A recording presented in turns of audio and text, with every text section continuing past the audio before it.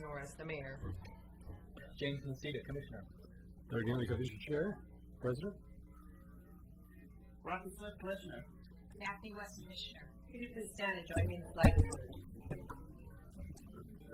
I pledge allegiance to the flag of the United States of America and to the republic for which it stands, one nation, under God, indivisible, with liberty and justice for all.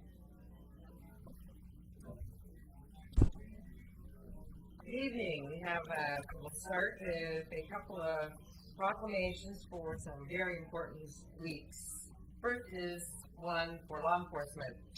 Whereas on October 1st, 1962, the 87th Congress of the United States of America, by joint resolution, declared May 15th as Law Enforcement Officers Memorial Day, and the week of May 15th as Law Enforcement Week.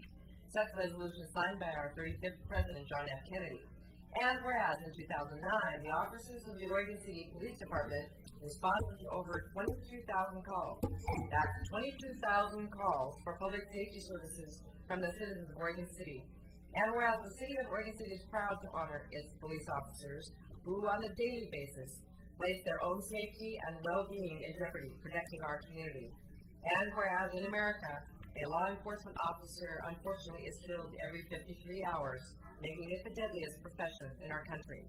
And whereas the city of Oregon City joins the rest of the nation in commemorating the memories of more than 18,662 officers, including 162 from Oregon, who have given their lives in the performance of their duties of protecting our citizens. And whereas, in remembrance of Officer George J. Hanlon of the Oregon City Police Department, who made the ultimate sacrifice on April 23, 1906, while fulfilling his duty to protect our city. Now, therefore, I, Alice Norris, Mayor of the City of Oregon City, hereby proclaim the week of May 9 through 15, 2010 as Law Enforcement Week, and also proclaim May 15th as Law Enforcement Memorial Day. So done. The next one, you may not know, but May is Historic Preservation Month, and so another proclamation that says, whereas historic preservation is an effective tool for managing growth and sustainable development, revitalizing neighborhoods, fostering local pride, and maintaining community character. We have a lot of community characters, don't we? Maintaining community character while enhancing livability, and whereas historic preservation is relevant for communities across the nation, both urban and rural, and for Americans of all ages, all walks of life, and all ethnic backgrounds, and whereas it is important to celebrate the role of history in our lives and the contributions made by dedicated individuals in helping to preserve the tangible aspects of the heritage that has shaped us as a people, and whereas old is the new green is the theme for National Preservation Month 2010, co-sponsored by Oregon City and the National Trust for Historic Preservation. And now, therefore, I, Alice Norris, Mayor of the City of Oregon City, do proclaim May 25th as National Preservation Month and call upon the people of Oregon City to join their fellow citizens across the United States in recognizing and participating in this special observance and visiting an historic home in your community. So done. And then now, tangential to that, we initiated an award 3 years ago, and I'd like to, it's called the Ruth Powers Annual Historic Preservation Award, and someone might ask, well, who is Ruth Powers anyway? So I'd like to call John McLaughlin from the Historic Review Board, not the John McLaughlin, but hey, John McLaughlin. You're better looking than the original John McLaughlin. I don't know about that. We're delighted to have you here and to tell us a little bit about why Ruth Powers is important and what this award means. Well, thank you for making my John McLaughlin quota for the day.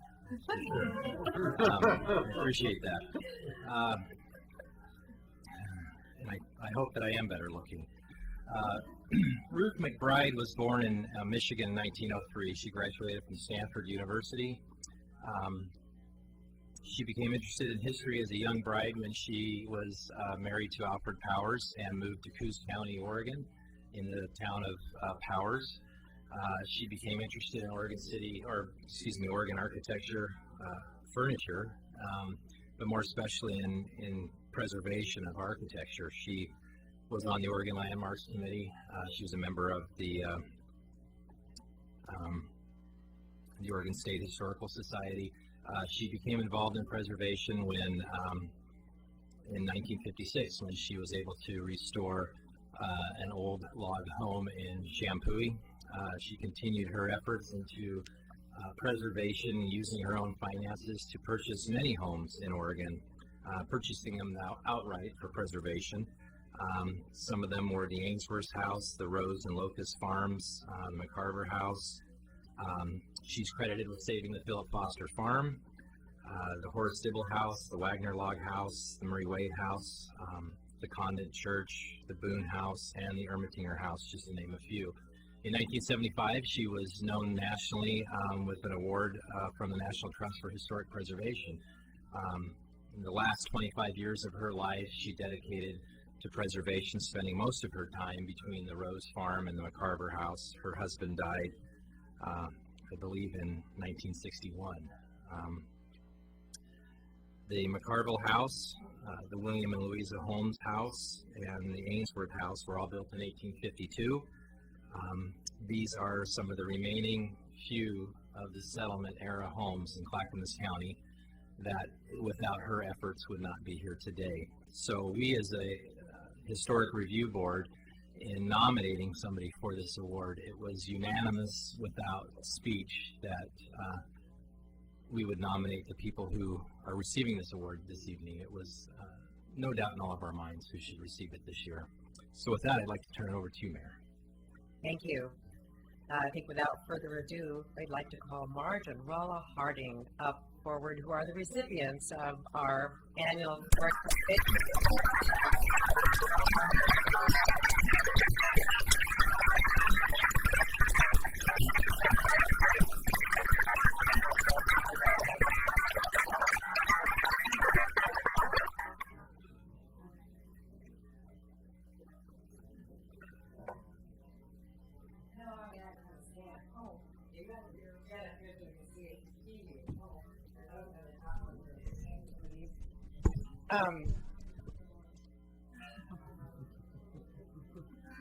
Marcia said he's not comfortable out of period clothing, and that is likely very true. Wait a second, Dawn, I want you up here to take this. This is an award that I am so proud to give. Ruth McBride Powers actually is one of Oregon City's most historic. She'll be long in the future, but she's a very important person in Oregon City's history. So it's very fitting that we have this award. And although Marge and Rolla didn't restore a historic home as did the first two recipients, they have been extremely vital in maintaining the vitality of the Ermatinger House, owned by the City of Oregon City, but Oregon City has in recent years not been able to afford to run it as a proper museum, essentially. So Marge and Rolla, for 15 long years, have had the passion, the interest, and the desire to be the volunteer curators, the maintainers, actually, I think they think it's their own house. And in many ways, it has their mark on it. Although the furniture, the furnishings of the house are those put there by Mrs. Powers.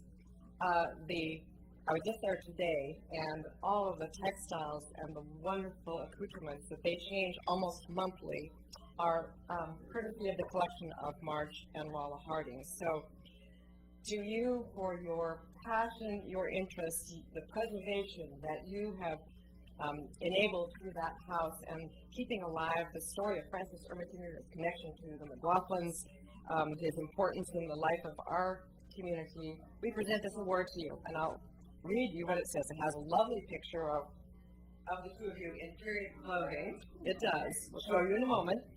And then there's a quote from one of the Historic Review Board members, Todd Eisland. He said, "I met Marge and Rolla over 10 years ago.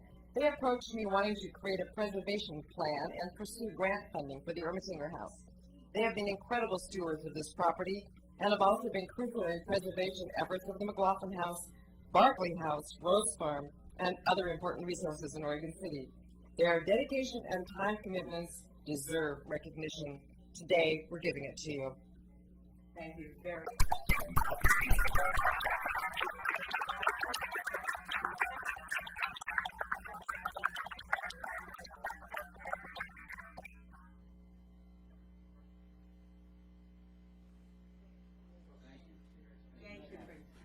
This is very special for us, for obvious reasons.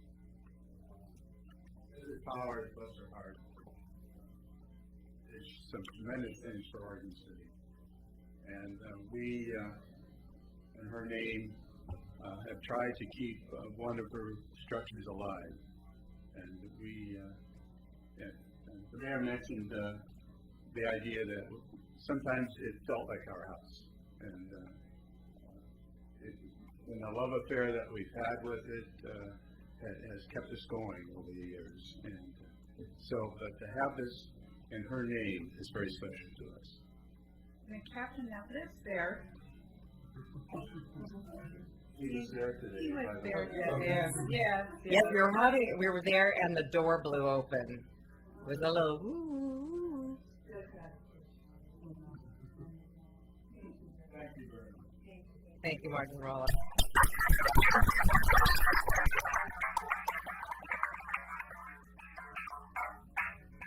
Any other comments? Commissioner Smith. I won't say too much, but you know how I feel about you two, and the amount of work that they've put into that house.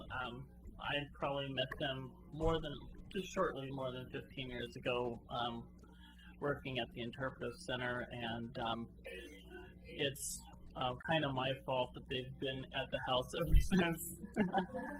I was hired just to work at the Ermitinger House as a guide in high school, and I kind of connected the city to Marge because they were interested in doing living history teas at the house, and Marge and Rolla have never left. And I really believe that if it wasn't for them, that the house just would not be open to the public today. It wouldn't be, even though it's not in the best shape, it would be in a lot worse shape. Without it going into any details about, how much I appreciate you, because I don't know that I could actually say it. But of all the places in Oregon City, the one place that is the most important to me is that house. And second to the house, probably you two are as important. And I really have told you over the years that, but I'm glad to see that we're recognizing that finally. And I just thank you for all of your work, and I'm glad that you're going to stay there for another 15 years. So. And for those of you that don't know, we're hoping that the National Park Service will assume the maintenance of the Ermitinger House Fund in the future. We're hoping for that. Okay, thank you. We'll move into citizen comment. This is an opportunity for citizens to speak to us up to 3 minutes on a topic that's a non-agenda item.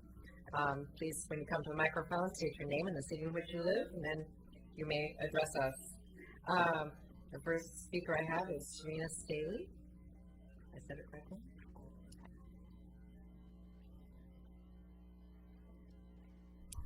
Thank you. My name is Serena Staley, Oregon City. I want to thank all of you for listening to me today. I'm here because I've come up with a situation on Friday the 23rd. A house went into foreclosure in our area on Lynn Avenue, and they have abandoned all of their cats, and they are now semi-feral and feral with kittens. I am now feeding 16 cats, and I have 5 of my own. I brought home the mother, 3 older kittens, 2 little babies. 1 baby had to be rescued and intravenously fed. The cats are starving. I called the police department. They said it was in foreclosure. I tried calling the bank. They won't help me. I have a list here with me of all the places that I have tried to call. And at this point, I have called 13 places for assistance. I have called Spot Magazine, and they're working to help me resolve this issue. The Oregon Humane Society, our Humane Society here in Oregon City, who does nothing with cats. Oregon City has Yeah, just dogs. And in Clackamas County, there is no ordinance for cats. So they are left to fend for themselves with no food, no water, sick, injured, and supposed to feed themselves. I'm not okay with that. I'm very upset about it, and it's costing me a lot of money for the cat litter, the cat food, and I don't know what else to do. So I'm kind of looking for guidance or resources, some kind of help with this, because, like I said, I have tried everywhere. They're all nonprofit organizations, and it's cat season, so they're all full. And I just don't know what else to do. And I actually called the city commissioner in Clackamas County, and she recommended that I come here tonight. So that's what I'm doing here, hoping that someone would have an idea or a thought for me, because this should be a community issue. Because I called the veterinarian, I brought some brochures. Cats do carry diseases that can be transmitted to humans, and especially children, elderly people, and people with immune systems that are low.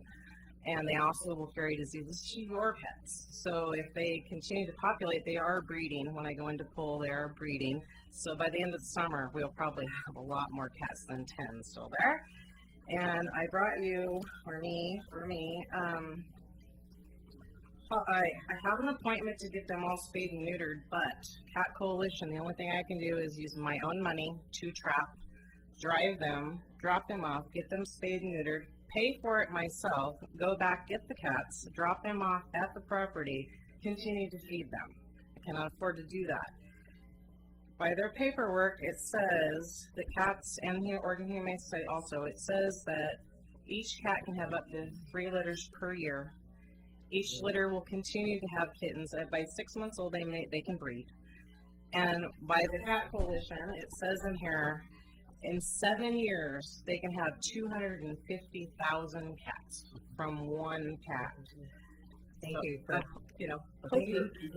for starters, people who watch on cable TV and do web streaming of our meetings, perhaps can come to your assistance. I don't know if we have other staff resources or places we can recommend. Anyone? Well, you've gotten it out over the airwaves, so that may be part of the solution. I hope so. So thank I you. do thank all of you for your time. Okay, looking at the agenda, are there any items that anyone wishes to reorder or on the consent agenda removed for separate consideration? Seeing none, then we will take the items in the order in which they are listed. So the first item is a public hearing, a continuance of our 6-month review of the new amendments to the Oregon City Code. The Planning Commission has been at this a long time, and we've been at it a little while too. So I see we have Pete Walters and Tony Conkle to walk us through tonight's edition. Thank you, Mayor Norris, and good evening, Commissioners. Planning Commission and the City Commission had a work session on April 13th to review our 6-month code revisions, and at the work session we discussed some outstanding issues that the Commission requested we bring back further information on. I will briefly go through those. They're in your packet. With respect to the code section on tree protection, which is Oregon City Municipal Code 1741, it's been proposed that the word dead be removed from the phrase dead, diseased, dying, and hazardous with respect to trees, since with regard to mitigation of trees, if a healthy tree is cut down, it would be considered dead and would not technically have to be mitigated for under our development review code. So the next standard is a proposal to include on-lot landscaping and tree planting for new residential development. And staff has prepared 2 excerpts of 2 different municipal codes where this requirement is in place already. One is from the City of Portland, and the City of Portland requires a combination of tree preservation, tree planting, and or contribution to a tree fund, and also a minimum for shrub and ground cover plantings.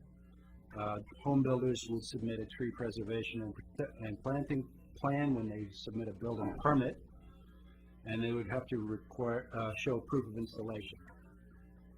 Similarly, the City of Grants Pass has a requirement for the front and exterior yards of new residential lots, requiring trees, shrubs, and landscaping. Slightly different establishment requirements, and a surety requirement, which is a guarantee, a financial guarantee of installation. So staff has provided excerpts of both those codes for your review, for consideration, and if the Commission directs, we can draft a similar code for inclusion in the current round of revisions for your consideration in the June 2nd public hearing. With respect to information about the archaeological sensitivity map and our communications with the State Historic Preservation Office, and also with respect to communication with Native American tribes who may have archaeological resources in Oregon City, we contacted Susan White with the State Historic Preservation Office, who provided some guidance with respect to both the scope of work for an archaeological sensitivity map and what that would entail, and what kinds of factors the city should consider. And she also gave us great guidance with who to contact with respect to contacting Native American tribes for our area. And briefly talk about that. The two confederated tribes for the Northwest Oregon region are the Grand Ronde and the Siletz tribes, and the Oregon State Commission on Indian Services is our government-to-government liaison between the state and the tribes. And we could communicate through the Indian Services Commission with respect to development application review. What's been recommended is that we provide a protocol to these tribes well in advance of development application.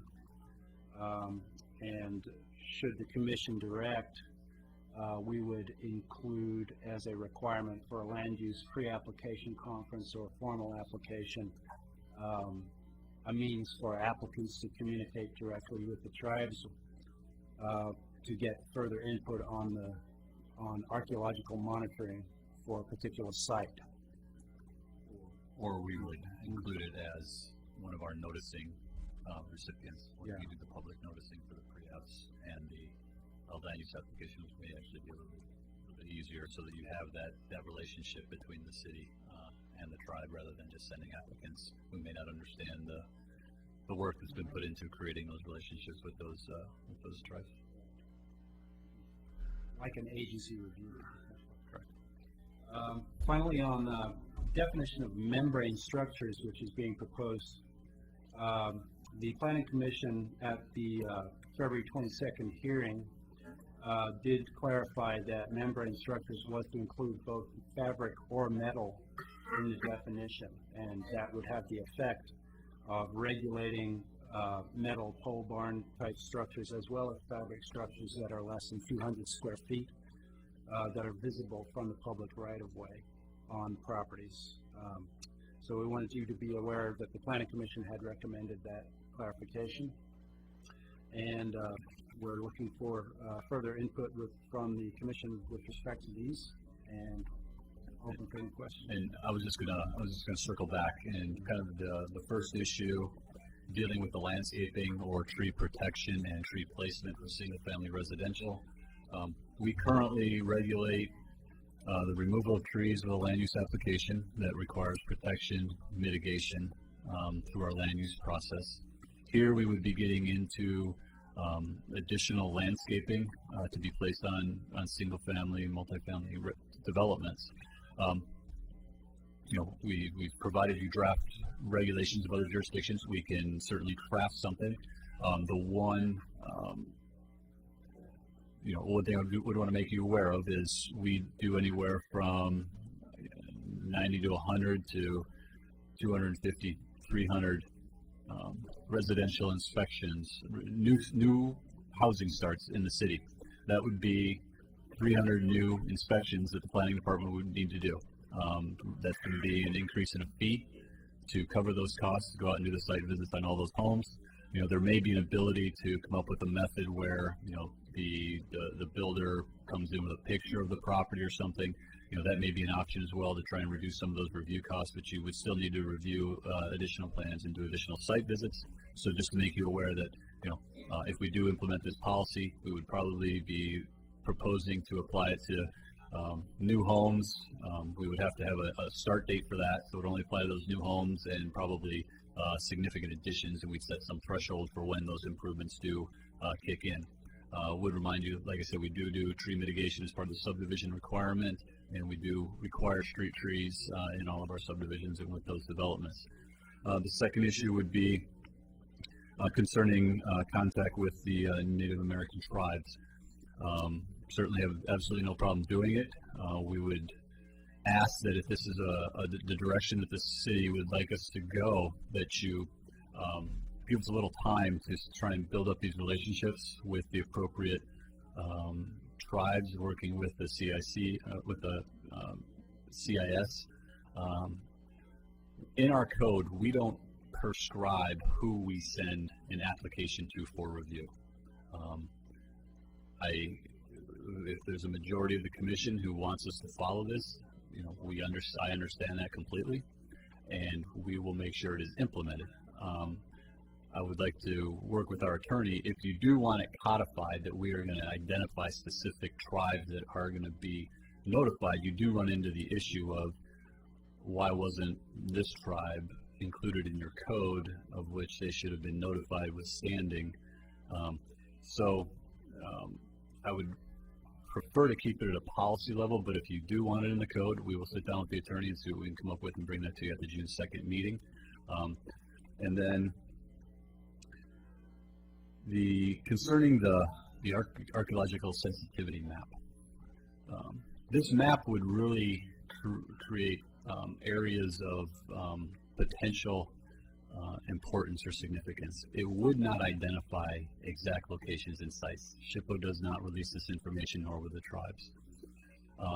So while we could certainly go out and scope that and create that map,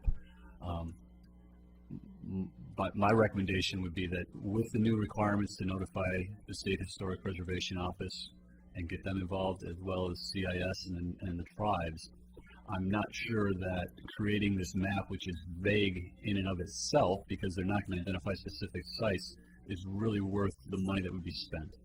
I would like to maybe try implementing these code changes that we are and notifying and working closer with CIS, the tribes, and SHPO, and see if that addresses some of these concerns, rather than running out and trying to create a citywide map that's in and of itself general. I think we all have a pretty good idea of where most of these locations are within the city. And, the map, you would not have a consultant going out and doing any digs. It would primarily probably be a literature review, and some work to try and identify areas of potential higher, lower, medium risk of running into that. But if the commission would like the map, we can certainly prepare that and come back with a cost to produce that. Two other issues. We're continuously working with other state agencies, and our building official has been involved quite significantly with flood management overlay district, since in the end the building official ends up doing quite a bit of the flood management review for the buildings that are constructed. And he's been working with the floodplain coordinator for the state of Oregon, and she just recently came back with a couple suggested revisions to our flood management overlay district. So we have not brought that before the Planning Commission and the City Commission to date. They are relatively minor, clarifying crawl spaces and whatnot. And so I would like to bring that back to you at June 2nd for your consideration for a code amendment, as well as we're going to propose some changes to the geologic hazards overlay. That's our steep slopes ordinance, and in that section we have a definition section which identifies geologic hazards and identifies some existing maps and certain slopes.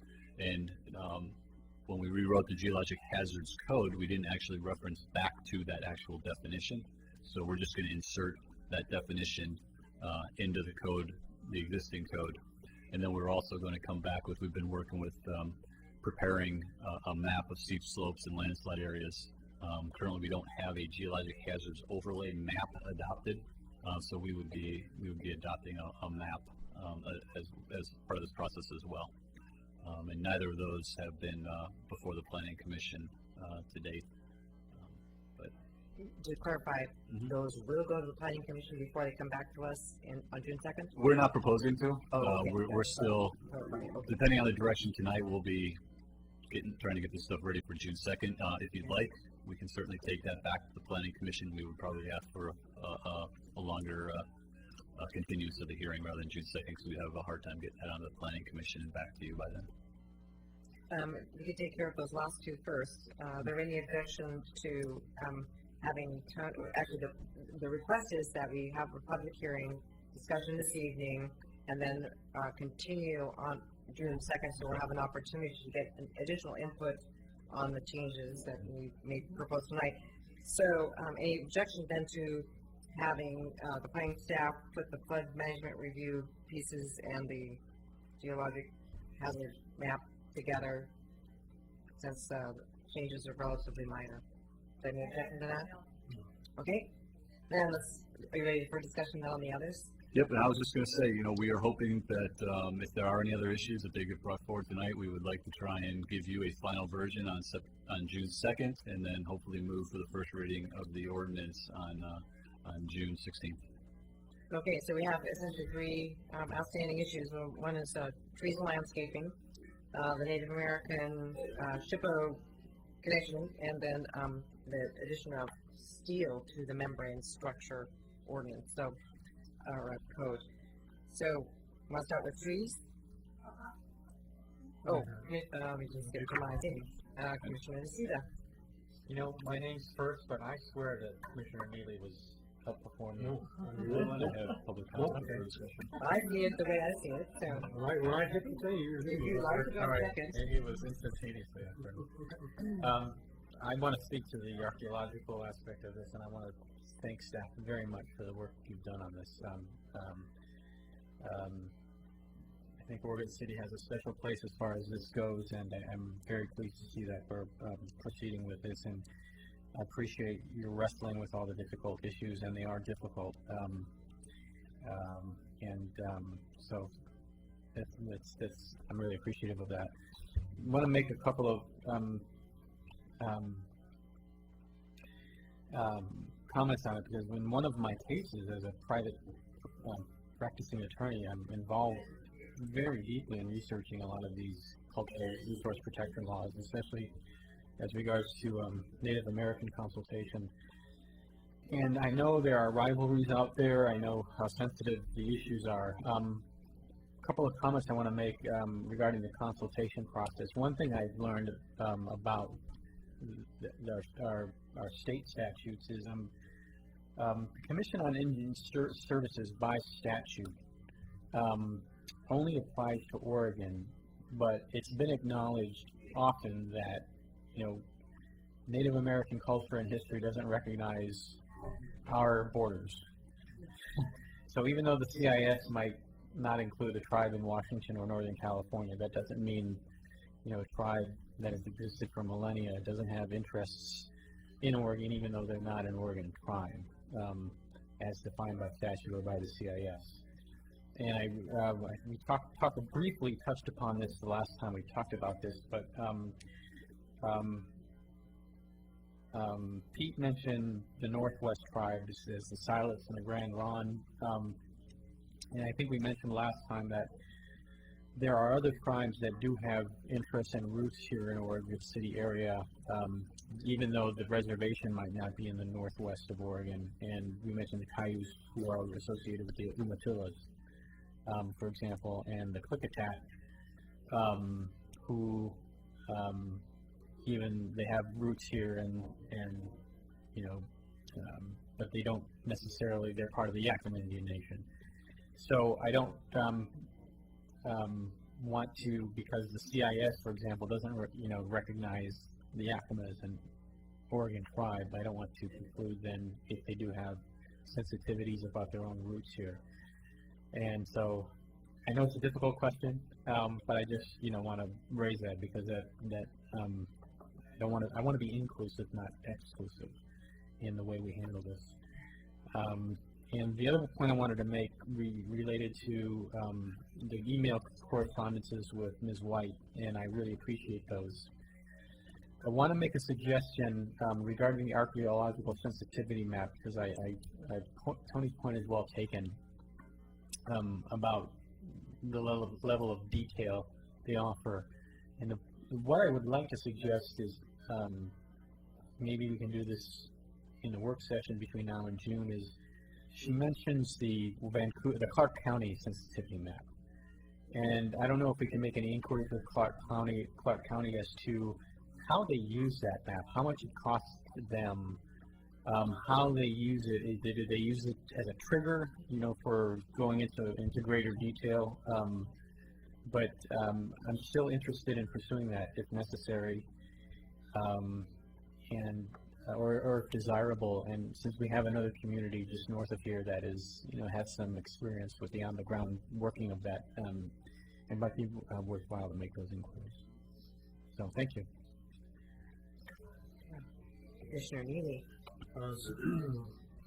Since Commissioner Nocita mentioned the tribes, I'll talk about just that for just a moment. I know many of I think all the tribes of the treaties in 1855 that were written had ceded territories.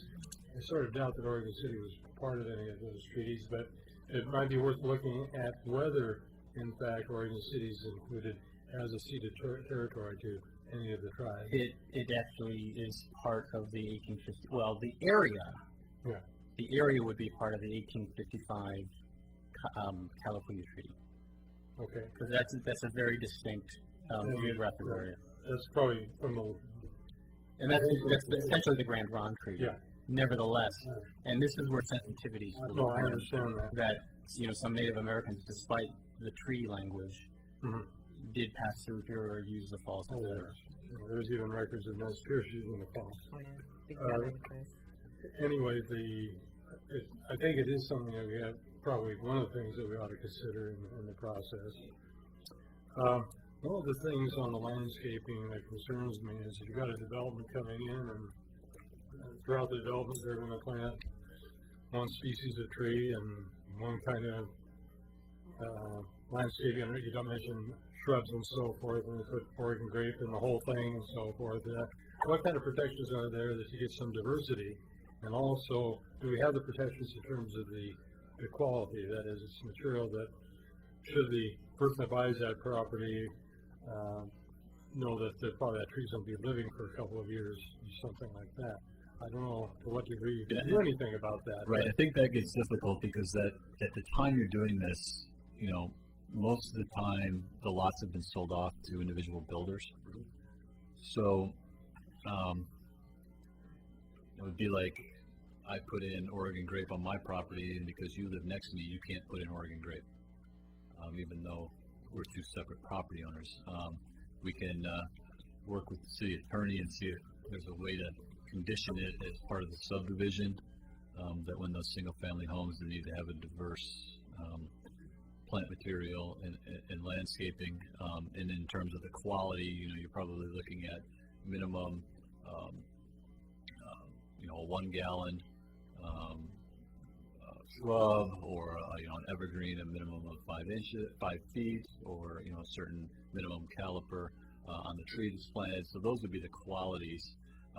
You could certainly include in there, a 2-year, 3-year maintenance. We are, with all the issues that we have with code enforcement, how we would, this is a big red flag of how are we going to follow up on this in 2.5 years or 3 years? Is it going to be complaint driven? A neighbor calls in and says, "Hey, my neighbor took out his trees." That would be my only concern of how we implement this. I think we're going to need to work on a little bit and realize that this may be an ongoing conversation that we need to continue to have, especially as we move through the years, and we start applying this to 100 to 200 lots a year, 5 years from now, you have 500 new lots with new landscaping requirements that we're reviewing and supposed to be following up on for maintenance. I have a final question, and that actually comes back to what is not before us, but you mentioned looking at a couple of the steep slopes items. It was, I'd say, at least 10 years ago, there was a library committee that was looking at different properties for a potential future library. One of the areas that they were looking at was in the area of New Oak Creek Canyon, but where there was a flat area between two steep slope areas.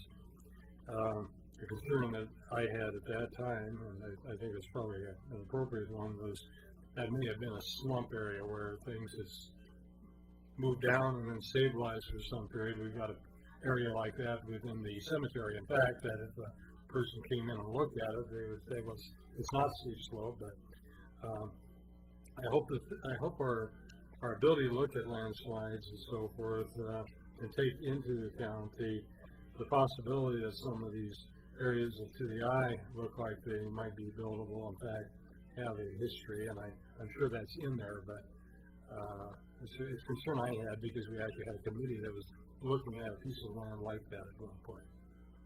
One of the definitions that we're going to be referencing back to is the state's Degami map, which is geologic hazards, which marks fault lines, slumps, historic landslides.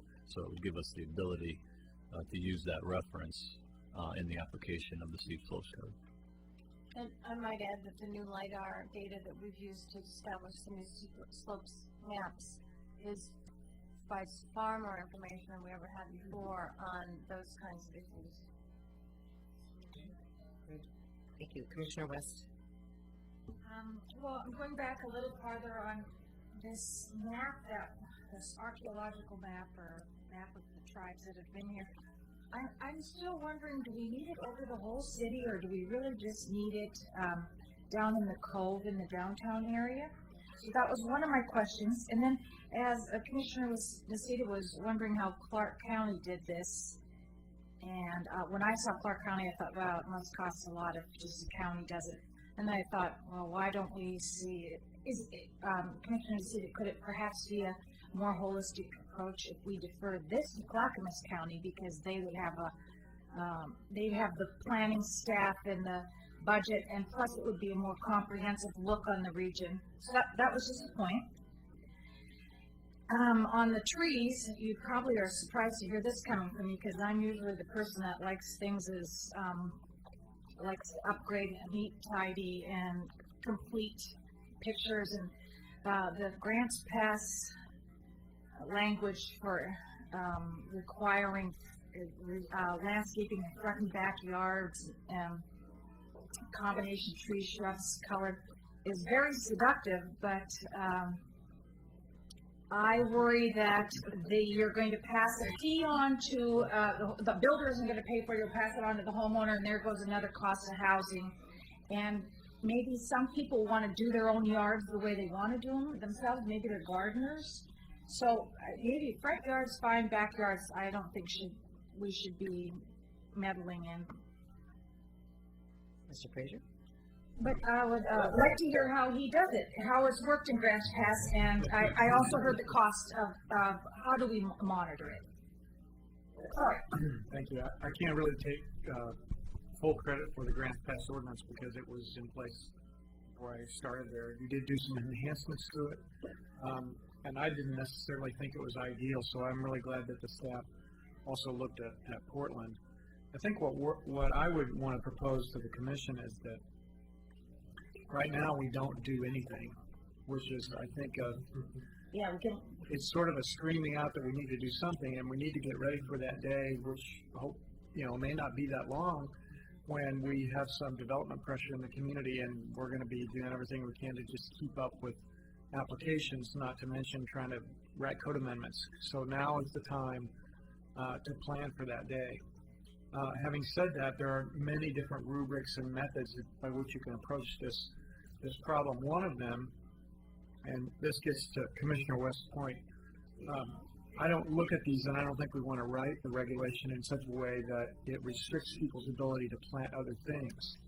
I think we have to look at it to say it sets a minimum bar, a minimum standard at which you have to address. As far as the cost of, I think there is going to be 2 points where staff is going to be taxed with additional time. One is going to be the reviewing whatever plan is submitted, and depending on the simplicity of the amendment, it could be simply reviewing a plan to see that there is a, if I may draw a picture of a tree of some kind with a designation. And Jim Pasita and I were looking at one of these landscaping plans recently, and they're not that clear from the picture, but a staff person is going to have to look at that and see that there is something shown on the plan sufficient that and the caliper description is a very good method of measuring that. And then a year later, when they go out, or if it's pre-occupancy before the permit is issued, when the inspector goes out, that's another interface that the staff person is going to have to inspect to make sure that that tree is actually on that piece of property. So I don't. Now Tony may think that it's more burdensome than that. However, what I would like to suggest to the commission is that the director and I and his staff are able to work up a reasonable cost for that, because you're right, developers typically pass the cost on to the purchaser. However, if you look at the cost of stormwater mitigation and the value a tree, a single deciduous tree provides in mitigating stormwater, which we also charge for, this is probably the highest bang for the buck you're ever going to get on managing water quality and stormwater, not to mention all the other ancillary benefits that go with trying to develop some sort of urban forest on these properties. So I would just want to encourage the commission to press forward with one of these and maybe allow the staff and I to develop some alternative. The Portland one, I haven't had a chance to talk to them about the Portland version. I'm looking actually for the simplest sort of baby step for us to take. When I say simple for the developers to comply with and simple for us to enforce at the most reasonable cost, but still get some kind of result. Because I'm just really nervous about not, waiting for another building boom to come and having virtually no, and this did occur to us in Grants Pass. We had a 150 lot subdivision. We had a tree ordinance with not sufficient enforcement authority, and it was a very hot topic for some of our council members when over 100 of those trees, large growth trees, were simply bulldozed over in a single afternoon. It was on the front page and it was on the floor, and it was not, and I was sitting there with no tools to use. And so I don't want to be in that position, and I wouldn't want you to be in that position. We've been there. Yeah, I'm afraid. So now we're here, and we're close. So if you'll give us the direction, I think we can come up with something that's reasonable. Yes, and my comments would be kind of along those same lines. What are our priorities? And again, and then who pays? I want to be really very clear about that, plus enforcement. And are these three things our highest priority? I mean, for code enforcement, for instance, we've talked about a lot of other things in code enforcement, such as signage. So I think to consider holistically what we want code enforcement to do is important. Plus, as we look at landscaping, the Traveling Evidence recently, Seriscapes are in. The no water landscape because of water shortages in many places. I mean, I just was amazed on a block that the majority in some places that we have traveled are those. I would want our citizens to be able to have that option if they choose to go waterless. I don't know whether this prohibits it, but it seems like it might. The landscape plan? Okay, I just want to make sure it's not prohibited. There's no barrier. We'll make sure it's in there. Okay, I think that's really important. But and then kind of along with what David was saying, it is too big a bite at once. I'd love to do sort of a phase in of some of these regulations. Again, I guess I would really like to get direction from staff. What can you do? What are manageable bites? Because I really don't want you to come back to us and say we need another staff person in a year just to handle the new regulation. So I think that's really important. Then the other, when we talk about the Native American review, what is the goal we're trying to accomplish? I think I've lost track of that. Yeah. So, what are we trying to achieve, and what would be the steps to get there? Because I'm really kind of unclear about that. The membrane structures are really clear about that. That's an aesthetic. It's a it's a neighborhood livability thing. Trees are. We've got several goals that meets, and I'm not sure. I think if I knew where we wanted to go, I think on the Native American piece, then I think I would be more clear about the steps needed to go there, because some of them I think are going to be pretty costly, since I don't know if we have the ability within our staff to do some of that. But at least initially, it sounds like it's an easy step to take to involve, and that would give us another level of, just protection of sites that might be sacred or to the tribes. So, Commissioner Neely. Respond to a couple things that I said. One was the backyard aspect. One area that I would have a great concern about when we were looking at concept plans, particularly for the Park Place area. We were talking about some upland areas that are there, and what's very important, I mean, we talk about an urban forest, what's very important is that we've got these strong ordinances that do protect our steep slopes and our waterways and wetlands and so forth. We really don't have that much in terms of upland protection, and corridors are really important in some of these areas where we do have existing corridors of native vegetation that permits species of animals that can go from one watershed to another. I think is really important.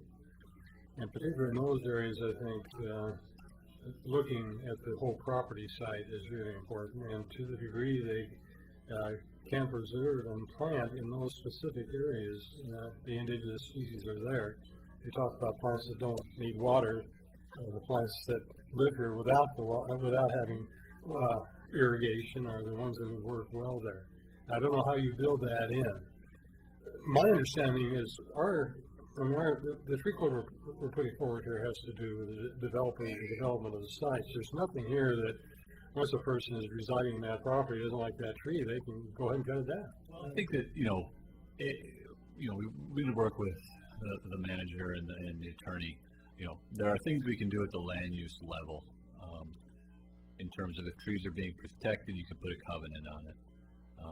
There may be a way that we would require that through our code that replacement trees are protected in a covenant. If you're putting this tree in to meet the approval criteria, the tree needs to be there to be able to grow. You can't get our approval and go cut it the next day. So those mechanisms I think we're going to need to work through a little bit. But I think there's ways to achieve that. And I guess I would go back too in terms of the upland. You may recall when we did Nature in the Neighborhood came out of Metro, upland areas, they didn't fall into the regulated, an area to be regulated. And what we've done is provided both regulation and incentive to try and move developments to protect those significant tree growth and significant trees through, for example, if you're in an R10 zone and you protect a grove of trees, we'll let you build smaller lots. You won't have any more houses, but you could have smaller ones as long as it averages 10,000 over the whole thing to try and incentivize protecting those trees. And then the stick side of that is if you go in and cut them down and they're 15, 30-inch trees, you're into hundreds of trees of mitigation. At a minimum right now of about 250 per tree for the tree bank. 450 per tree. So I think we've made some steps in that direction without just going in and saying an upland corridor or tree grove is now an overlay district with no development allowed. So I think we've heard your concerns and are trying to move there and are trying to identify those areas as preservation. You can't preserve, mitigate, replant.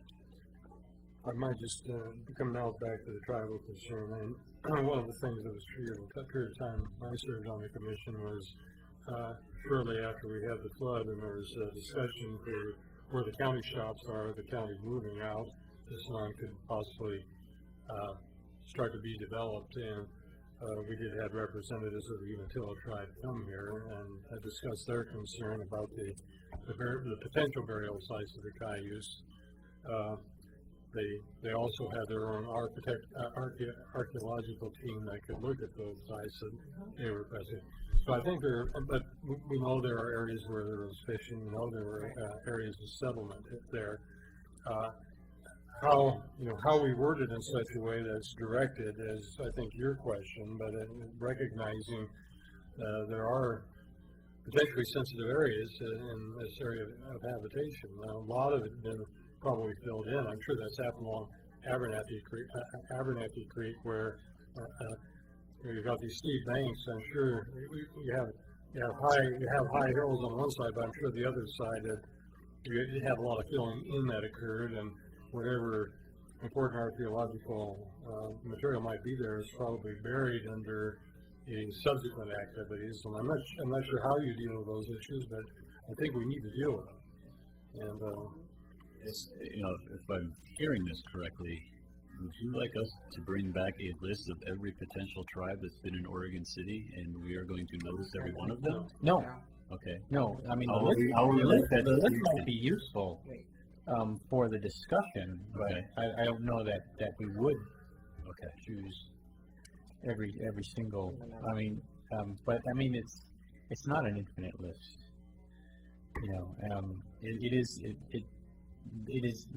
The list has boundaries. And again, I'm not denying it's a difficult question, and it's a sensitive question, and I'm glad we're working on it. But yeah. But I guess is that yes. In fact, well, I'm not sure on how to proceed on this question. Then, if we're gonna create a policy and kind of work with what we identified through CIS, and then try and expand that as we continue through this process, or if you're expecting, we adopt this and there's going to be tribes A, B, C, D, E that are going to be notified, and F and G. I'm trying to figure out how we're going to get to where you want to be. May I ask that on the short term, is there anyone that wants to go further than consulting with CIS at this point? I was actually going to speak to that in my. I'll let you do that. But to expedite this, it appears that we don't have a majority that wants to move beyond that at this point, and that doesn't preclude a future discussion of it. So, I would like to take pretty vigorous exception to the idea of doing this through CIS at all. And here's why I say that, and it has to do with the knowledge I've gained through working with my Native American clients on this case I have. I would hazard a guess that if you polled most of the Native Americans at Grand Ronde, or the Yakimas, or the Umatillas, and I'm not going to speak for them, but I would hazard a guess that you might find that they are of the opinion that the CIS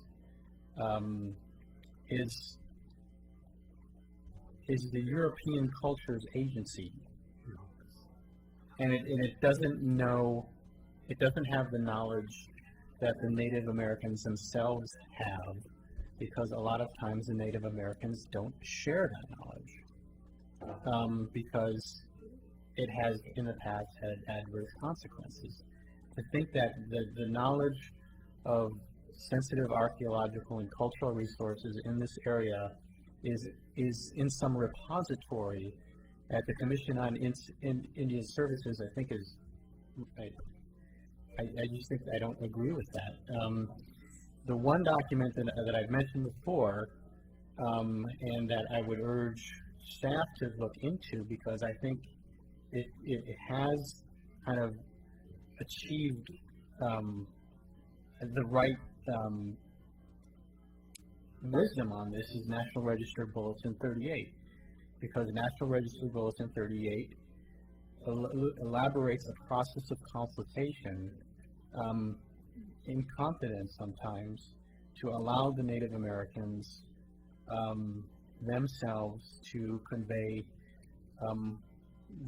their own knowledge and not some knowledge filtered through European cultures governments, because frankly European cultures governments is what was causing Native Americans a lot of harm in the last century and through termination this century. So I don't agree that this process is simply a bureaucratic process of the city government of Oregon City checking in with CIS, and that solves the issue.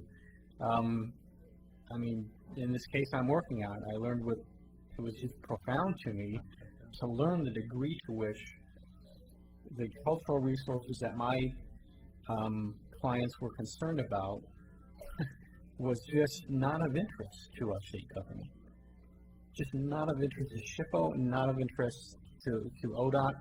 They didn't care, but it was of very profound importance to my clients, and I would be quite certain that there are resources in this area that these Native Americans know intimately,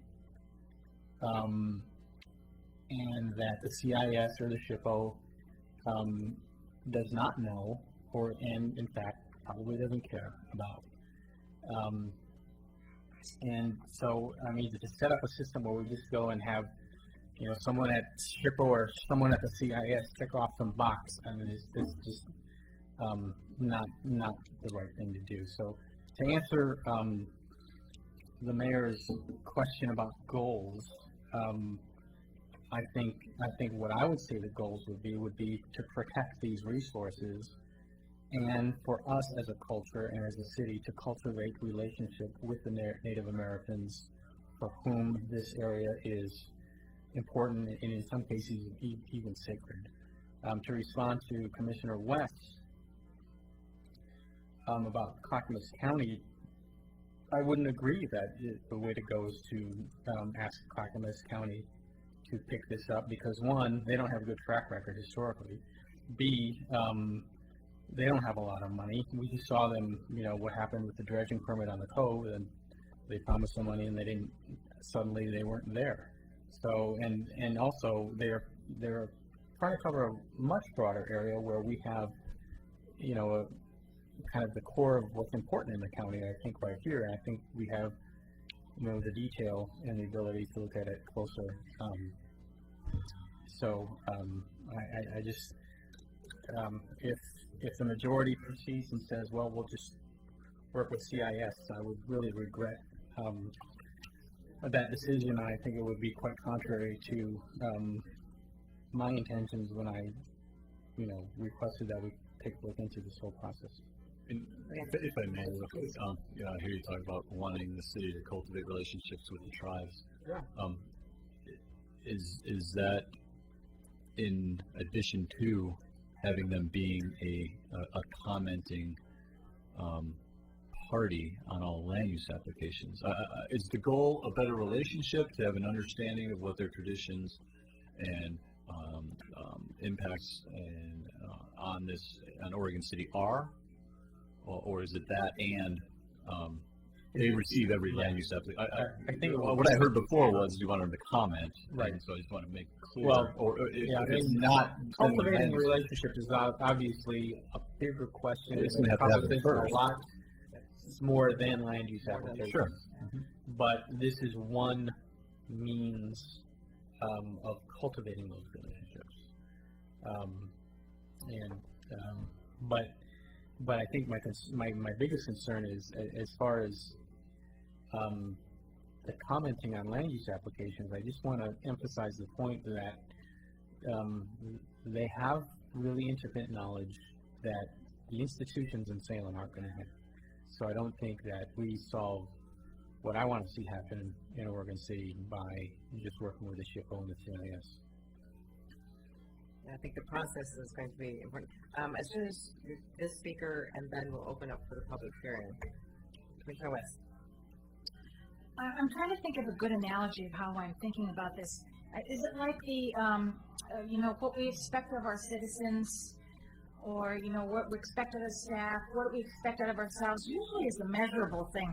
I mean, would it be like a person driving down the street and they're going 28 miles an hour and it's icy and speed limit's 30, they really shouldn't be doing it, but the law says it's 30. So the policeman doesn't have any right to pick up the guy that's going 28 miles an hour because he's in the legal definition. So of the law, unless it was, you know, blatant reckless driving or something. So I'm having trouble with this because if we expect others to follow policy, codes, ordinances, everything's quantifiable, and I'm not understanding how we can have a law or put in a code, policy, or ordinance that isn't quantifiable.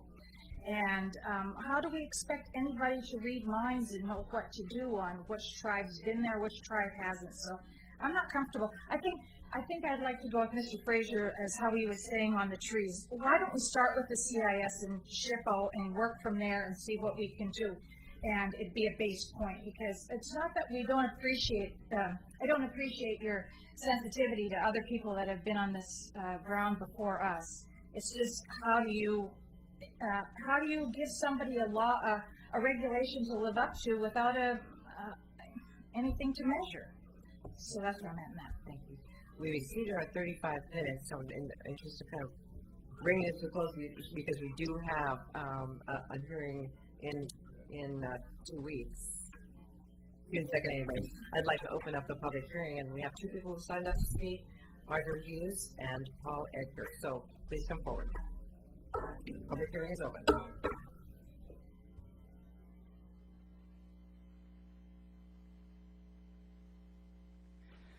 Good evening, Madam Mayor and Commissioners. My name is Margie Hughes. I live in Oregon City on Marysville Lane. I want to speak on behalf of a group of people that are not sitting in this room, and that is the home builders and the developers. And a couple of I work in land development and with a number of the builders in Oregon City. And I have a real concern about anything that requires the builders to put into place more costly things than they already do. Most of the builders do already landscape the front of the house, the front yard, put in grass, and we put in the street trees, of which after 10 or 15 years they're tearing up the sidewalks. They're we need to do a lot on that. And then on the cutting of the trees and the mitigation of the trees, I will point to a number of the retention ponds in Oregon City where and I will go down Leland Road and talk about Willow Run and Ryan's Park. We were required to put 50 trees in the retention pond to do the mitigation, of which no one is taking care of. And that's my understanding. We turned it over to the city. So I just would caution trying to make the decision of what someone should plant in a yard for someone who's going to be the property owner and maybe allergic to something that got planted in there. That's one of the reasons why we're very careful what we do, what kind of shrubbery we do plant. The other thing is that is an additional cost to the homeowner, because nothing that the builder does the homeowner not have to pay for at the end. So I would just caution that requirements, if the city's going to require it, we need to do a better look at what trees we're requiring. Let's start with the trees we're planting along the streets and try to figure out how do we make that work, because it isn't in most of the. You go down Myers Road. In fact, I know that there's a group of people putting together pictures of all that to bring to the commission, because it's not. The trees are overgrown and no one maintains them, and so it's becoming an eyesore. And the other thing is that one tree has all the same trees, because that's what the city ordinance requires. So, anyway, thank you. Thank you. Madam Mayor, Commissioners, my name is Paul Edgar. I'm from Kenema area. I'm the land use chair of the Kenema Neighborhood Association.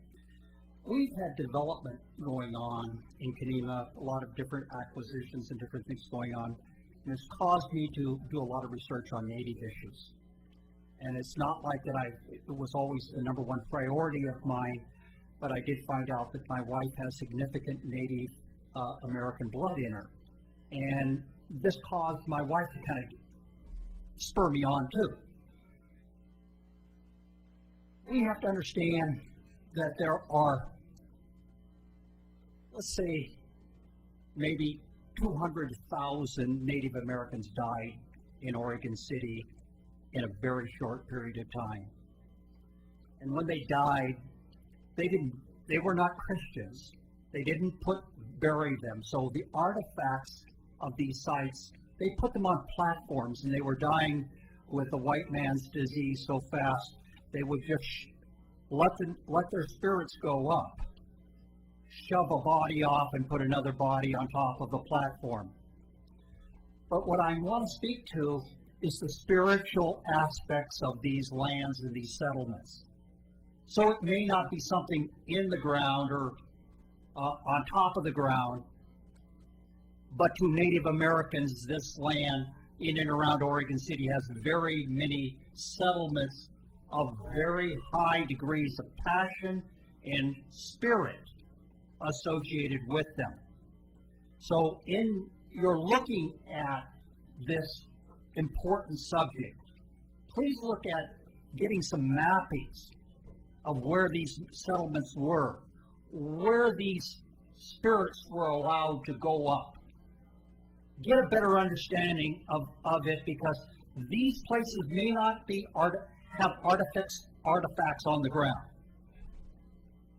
but they are of significant spiritual importance to our country, to America, to the land that I love. So please be cautious of that. I think we need to go out and survey this better. Thank you. Thank you. Is there anyone else who wishes to speak? And seeing none, okay, the public hearing is closed. And Tony. If I could just respond to one thing. Sure. Unfortunately, we write codes as a reactionary measure. 95% of the development that we see probably exceeds our standards. It's written for the minimum threshold. The prices of homes, even today, you rarely see an unfinished yard. I think that what we'd be setting here is a minimum. These landscaping improvements are already being made in most situations. I'm hard pressed to think of a time when, in the last couple of years, when we haven't seen a yard of a brand new home landscaped. Concerning street trees and sidewalk popping, historically, there were concerns about the impacts of requiring a 3-foot planter strip. The city didn't have a tree code, and we relied on the development community to put in trees. And you saw one type of tree put in because they could buy it in bulk and put it in there, and if it fit in the 3-foot planter, so be it. If it didn't, so be it. It was sold and it was gone. So the city created regulations, and we expanded our planter strips to 5 foot, and we have a list that identifies the planter strip width and the type of tree that's put in it, and we avoid putting in the same tree over and over again. So, you don't want to over-regulate, but there were instances when regulation was needed, and I think Oregon City has moved that way. Yes, it's unfortunate that 15 years ago we didn't have a tree code that required 5-foot planter strip and a tree that will live in a 5-foot planter strip. We've moved beyond that at this point. So I think that's really all I just wanted to clarify concerning we've come a long way on street trees.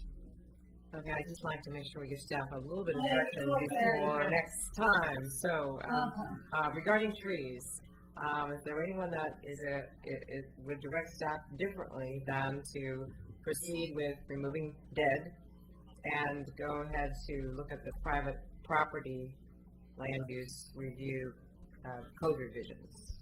I'm confused with what you're saying. Does that include what Mr. Fraser was saying, that or allowing Mr. Fraser and staff to work towards a minimum thing, perhaps with a tree or. I was just looking at tree protection, the 17.41 first. This is removing dead. Removing one word. Removing No, one no word. problem there. Okay, no problem there. Okay. Then now getting to the residential design standards. This is the landscaping. So, is there anyone that would direct staff differently than looking at the best of the city of Portland and the city of Grants Pass and bring us a code that sort of is a combo of those? Create a very great Oregon City one. Listening to the good discussion that you heard already.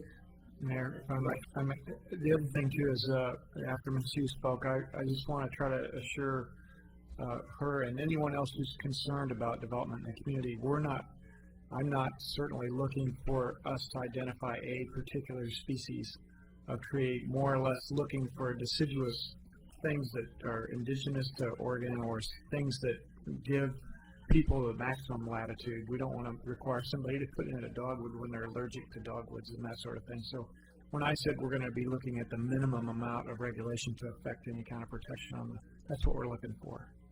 Yes, and I guess I would like to see with that if the change in this code will require additional costs to a homeowner or developer. Any changes on that one? Okay. And next, we're going to talk about membrane structures. Does anyone have any issues with adding steel, metal? No, I prefer it. Okay. We'll get that. And then in the part dealing with applications and with Native American issues, I think we're all over it sounds like we're a little bit over the map on that. It sounds to me as if we're talking about a great deal more work. So right now, my suggestion I think might be that we, because we haven't, I think we have more discussion that needs to be required, unless there's some minimal standard that we can agree on. I'd like to see a lot more discussion on, because I don't understand the practical application of, not that I disagree with your goal, but the practical application of how that works on the ground here, how staff monitors it, and what the cost might be, as well as, I'm just concerned about how it would really work. And if I may clarify, sure, we could certainly keep working through this. It doesn't need to be codified for me to direct my staff to send notice to a particular agency or tribe. We're not losing the opportunity here. I think it's just beginning the discussion of how and to what level, do you want codified, and how much can you say, I've directed the community development director and he understands what the policy is, and we will make sure staff implements that. We've had the discussion. We have some points on the table, and I think we just need more time to kind of get our arms around them. Let's see, some people here. I'll take this brief so we can move ahead to next time. Commissioner Nacita. Yeah, I'll make my point brief. I would request that staff. I'm meeting with the city manager later this week, and I'll talk about this with him too. I would request that staff really familiarize themselves with National Register Bulletin 38. You can download it right off the web. But if you look at that document and look at the processes that it outlines, I think it might be helpful in designing a process that Oregon City might implement. Okay. Any other comments on that one? Yes. Mr. Neely?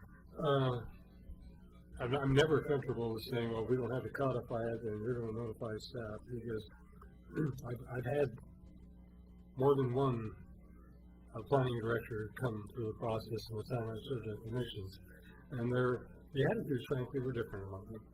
And so, and I think we've got. I'm not doubting you at all. Whether the notification in itself is sufficient, or there's another mechanism. I know if they're going to do something that's 300 feet away from my property, I'll hear about it and I'm going to get a notification. I think it's a little bit different situation when you're notifying somebody that whose base is located in a different county and so forth, and in terms of what this is. And I'm not sure how to deal with it either, but I guess my expectation is, along with this notification, perhaps is is to develop I'm hesitant to say a personal contact because I don't mean that, but a contact with an individual in the Grand Ronde tribe, for example, that actually you direct the notice to, and actually perhaps make that kind of personal that would be the intent. Is we would treat them like an agency where we have a staff contact at Clackamas County Planning, Transportation, ODOT, right. And we decide when. Obviously, if it's 5 miles away from an ODOT facility, we're not saying if ODOT they don't want to see it. But we would consider them as an agency. And if the directive was to send everything to them, we would send everything to them. And if I create a policy that goes into our policy book for the transition to the next community development director, at least then it's in there that you could reference of why aren't you implementing this policy. So I think there's methods to get to address your concerns. Let's look at that next on June 2nd then. May I have a motion for continuance till June 2nd, please? Moved by Commissioner Fia, seconded by Commissioner Smith on continuance. But now I will second. Oh, all right. Now seconded by Commissioner Smith. All those in favor say aye. Aye. Opposed, same sign. Motion passes. Thank you, Tony, and good work. Let's take a break till come back at 8:30.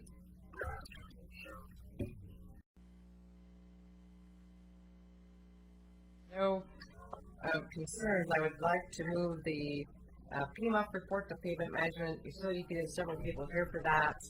Up to follow the Easton School library piece of business, and then following that we take the strategic investment. Because I don't see people for those particular items. So. Except for Renata, one staff person. But I'm thinking of the rest of the items. County, we don't have to No, you won't have to wait too long. Those aren't going to be very long items. Appreciate your patience. Is that okay with you? Okay, great. Let's move on then with our next item of business. Oops. Okay. This is a real sales contract for the purchase of Easton School from the home of the new Oregon City Public Library. So we're looking at that this evening, and I believe Commissioner Smith. I probably do. Again, I hope this is the last time you send me out.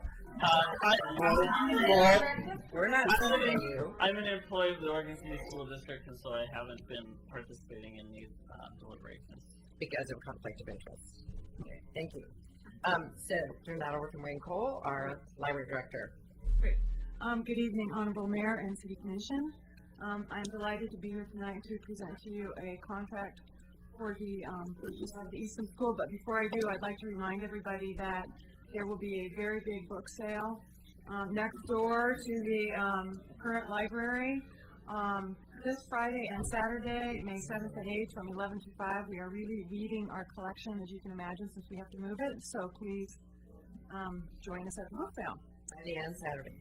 Friday and Saturday, yes. We are taking Mother's Day off. The contract. I'd like to submit for the record a copy of the revised sales agreement, which you have at your seat. And there are a few minor changes to this that I'd like to point out to you, but if I could just point those out as we go along through my presentation, I would like to do that.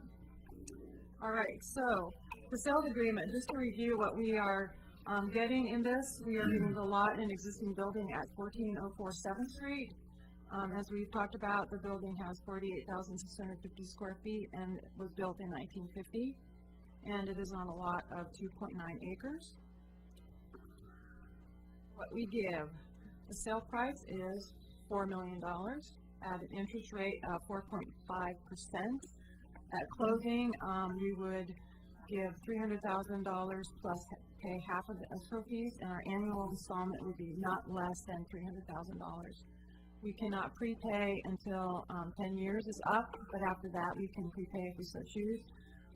If we don't, the length of the loan will be about 19 years. All right, so one change in the contract that I gave you today was just a revision of a sentence on the first paragraph which describes the use of the property, and they added The district uses the property for a community center, an alternative education program, and it leases a portion of the property to a charter school. So they're just clarifying their use. Then what I'd like to also talk about is some important aspects of the sales agreement. On page 2, section 2.2, you will see the start of the due diligence period. What this means is that after we enter into this agreement, we have a period of time to inspect the property in any way that we like at our discretion to ensure that we know what we are getting in this purchase, so that we are fully have our eyes open and like what we see. So if there's something that we don't like, then at our discretion we can terminate the contract. All right, another important aspect is the fact that we have to rezone this property, and on section 2.3, page 3, it starts talking about that. This, the closing on this property is contingent on us obtaining the zoning that we need to get, and it will need to be changed from R6 single family to industrial use in order to use it as a library. If we cannot get the zoning that we need, then we can also terminate the agreement. Just a correction, I think you meant institutional, not industrial. Oh, I said industrial. I wrote institutional. Thank you very much.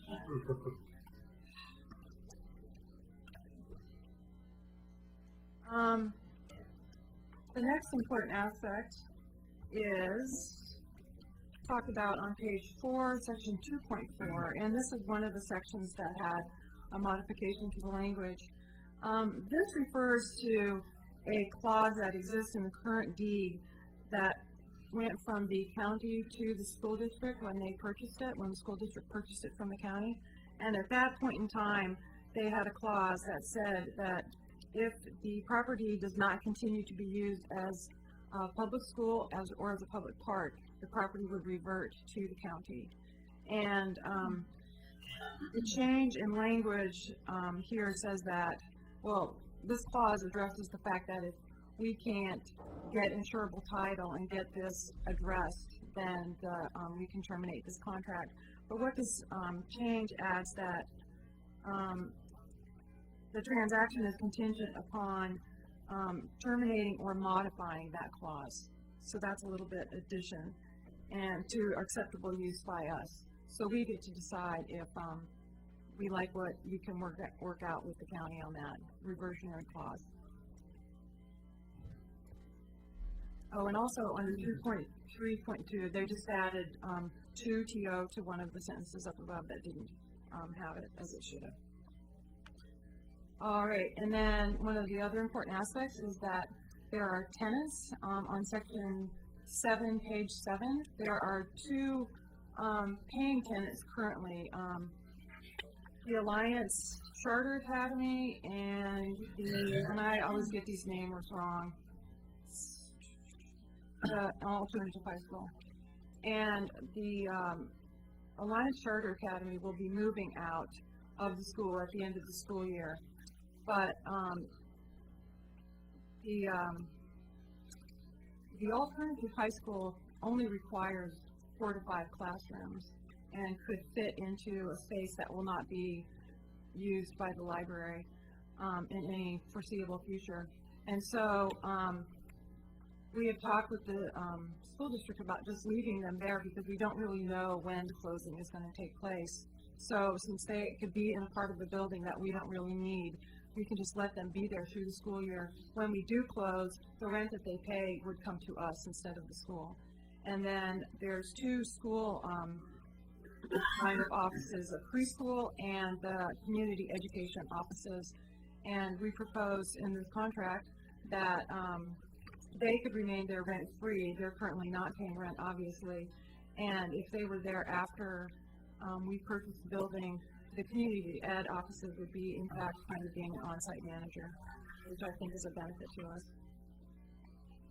All right, and the last one is the closing date, which is currently scheduled for October 31st, or 7 days after an extension requested by the city. So what this says is that if the zoning does not take place on or before October 31st that this contract is contingent on, we can request an extension of that time until such time that we do get the zoning that we need. All right, so if we entered into the sales agreement, the next steps in the timeline would be the school district needs to vote on it after you vote on it. And they will be doing that at their meeting on Monday, May 10th, next Monday. If they approve the agreement, a few events start taking place. The district would request the title report so that we can get the title report out there and get going on it. And then once they do that, we have 14 days to disapprove of any exceptions within the title report. But that's, after we actually receive the title report. It starts 14 days for them to deliver all documents to the city, and that's quite a big group of documents that's listed in this, which includes leases, service records, all that stuff. And then this starts our 60-day due diligence phase, which we discussed earlier what due diligence was. And we are required to notify them one way or the other. No matter what we find, we're required to let them know what we think. And then this also starts, it can start our work on rezoning. We're free to start that work on rezoning too. Now, some of these next slides are just kind of reminders of the presentation that I gave to you way back when, a few months ago, of the pros and cons of, this purchase.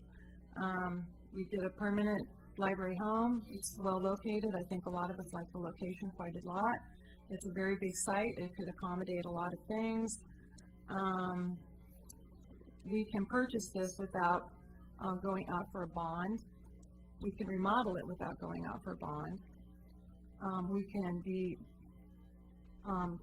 putting this towards ownership rather than a lease, and the space can be used for some other community uses. The cons are, it's a 1950 building, which was not designed as a library, so we're going to have to work on that. It needs to be remodeled and renovated, and that will be quite a process. And the second phase, let me go to this next slide. We discussed doing this in phases. In the first phase, we would remodel at least 17,000 square feet in one area, and then we'd address the rest of the building and the rest of the lot as much as possible later, and that will require some kind of financing. And this was just to remind you kind of what we had talked about remodeling. Let's see if I can get my little, there we go. There it is. This is the gymnasium end of the building. This is down on 7th Street here. So this would be, and this is the current entrance, which we would maintain. We would be talking about remodeling this here. The school offices and the alternative high school and the preschool, they would be down here, and thus would be relatively unaffected by the remodeling that we would have to do. So, yeah, at least more or less, we could work with them on that. And then at the end of the school year, we can discuss what's going to happen next. So, that's where we are. Okay, have any questions? Any final questions before we consider a motion?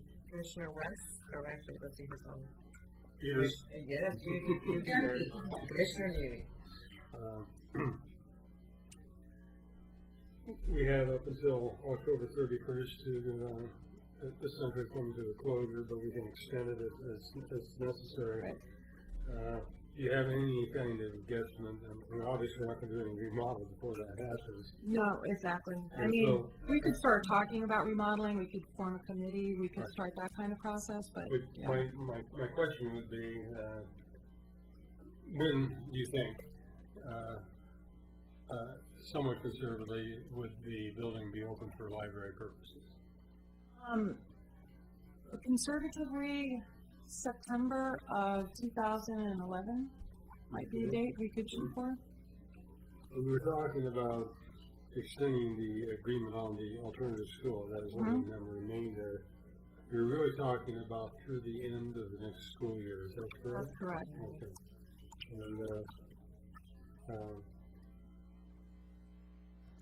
we've got that period of time, and we're not paying lease to our current leasee, because of course we won't be there. Is the intent then to, and I presume there's going to be costs that are going into the moving into the into the Carnegie. There's some cost, yeah. And, I presume we're gonna commit any of the lease monies, we're gonna be committing it, that we're not, a period of time, we're paying no leases, and,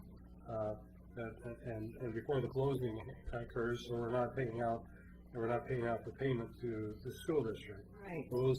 Those funds are we're gonna accrue them for That's right. remodeling purposes. Right, exactly. Is there the commitment of the $300,000 that we're talking about? Is that commitment going to be made out of the general fund? And what I'm talking about here, let me be more specific. We're perhaps going to be doing a little bit of leasing in that period of time.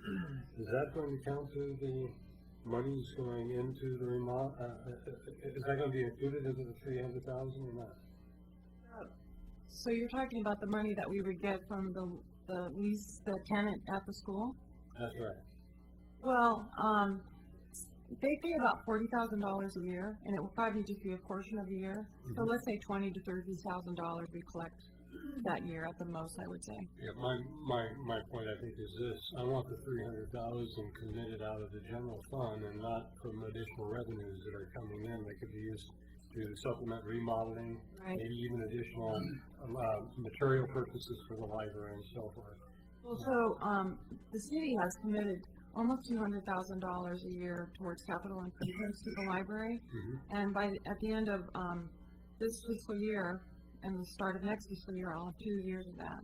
So I'll have almost $400,000 for that I could apply to this $300,000 payment that's already been set aside and said this is for capital improvements. So I can use that, and this money could go towards the remodel. It could go towards utilities that I'll have to pay there, maintenance, whatever comes up for that building after we close. Yes. Okay, we're calling our city attorney. I think we may want to talk to us about a trustee. Correct. I should have jumped in when our library director looked at me sort of a final piece to what's going on with the changes that came from the minor changes that came with the school district. The school district also recently provided us with a trust deed that is an addendum B. This is the actual form of the document that's going to transfer the property to the city. And this was our first chance to take a look at it. And there are 5 issues that we spotted with it that we don't think are going to be any problems, but we'd have to change. So if we're asking you to approve this, we're going to recommend that we go to the school district to try to get these changes in the trust deed. And if they don't agree to them, we'd come back to you. But the first one is that the trust deed indicates a security agreement in the personal property on the at the facility. That'd be the books, the other things that the city brings into it, and we think that's probably not appropriate as collateral, and we don't think the school district will have an issue with it, but we haven't talked about it with them. Second, the deed talks about all obligations of the city to the district, and I don't think we want to deal. We want to keep this deal separate from any other dealings we might have with the school district. Again, I don't think that this is going to be an issue. Third, there's some representations in the trust deeds about the existing environmental condition that the city would be making to the school district, and it's a little. It should go the other way because they've held the building for the last 60 years. So I don't think they're going to have any objection to not doing that. Obviously, if we bring any environmental contamination or anything, we're responsible for that, but we shouldn't be making representations as to the condition of the property. Fourth, there's some discussion about the insurance proceeds if there's damage or destruction, that the trustee has to go to the district, and there are no provisions to make it available for rebuilding. We would suggest changes to make the insurance proceeds available to the city for rebuilding the building. And finally, there's a provision about the city remains obligated on the debt after foreclosure if there's a deficiency. When we started this, we talked about this being a non-recourse, that their ability, if there's a default of some kind, is to take the building back if we're not paying. And so that's been part of the terms right from the beginning. So those are 5 changes in the trust deed that we would seek with the school district if you approve this agreement tonight. And obviously, we'll bring back the final language.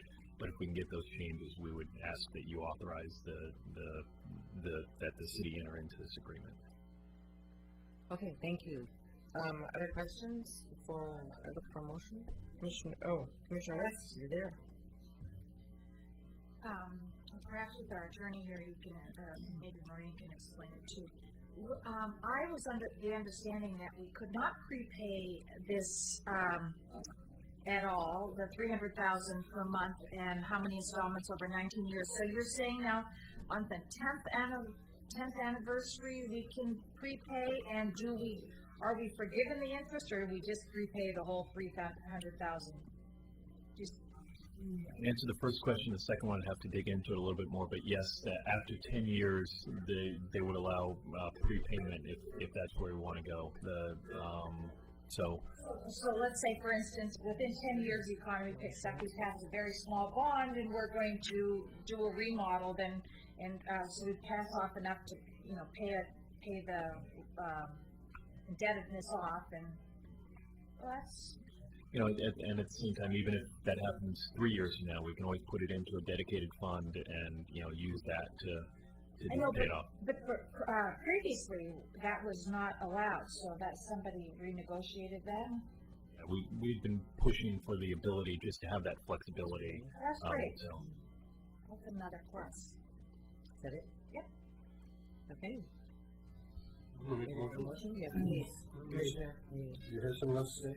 Okay. I'm going to go ahead and move to approve the sales contract that we have here, subject to the conditions that we resolve to our satisfaction trustee issues. Second. Moved by Commissioner Neely, second by Commissioner West. I see that we have some public comments. We're in different Eastern Board.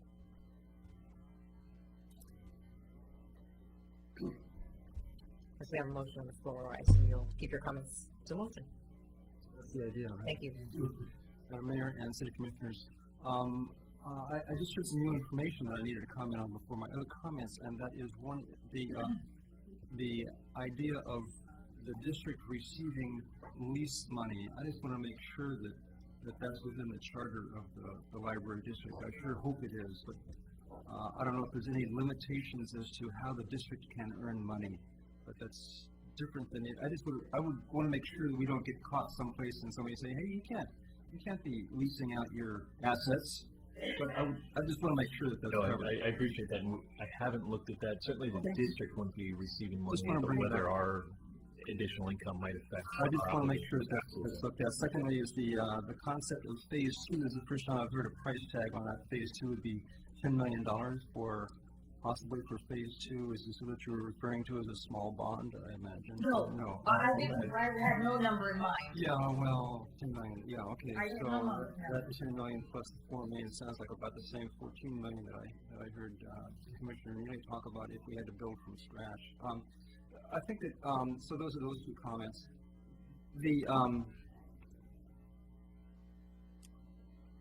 It's no secret that I am very supportive of Oregon City getting a permanent library, and we have to have one. It's also no secret that I think that this is the wrong location for a lot of reasons. And I just sent all of you an email, and I CC'd our city manager an email this afternoon, a copy of an email that I sent to all of you last March. And I never heard a single response from any of you about that email. And my points were many about the location, but tonight it's the price. Earlier this week, I was having a casual conversation with one of our county commissioners, and this commissioner was absolutely shocked that the city was going to pay the asking price without a counteroffer, without a second appraisal. I asked at the last city council meeting, why aren't we getting a second appraisal? And I was told that costs money. And it seemed to me for a $4 million project, getting a second appraisal is worth that. One of the disadvantages that I think the city is finding itself in is that we have no plan B. There is no plan B. If we don't get Easton School, there is no other option that has been looked at, and that disappoints me. And I would still urge you to get us a second appraisal before you move into this. That's all I have to say. Thank you. Commissioner Nocita.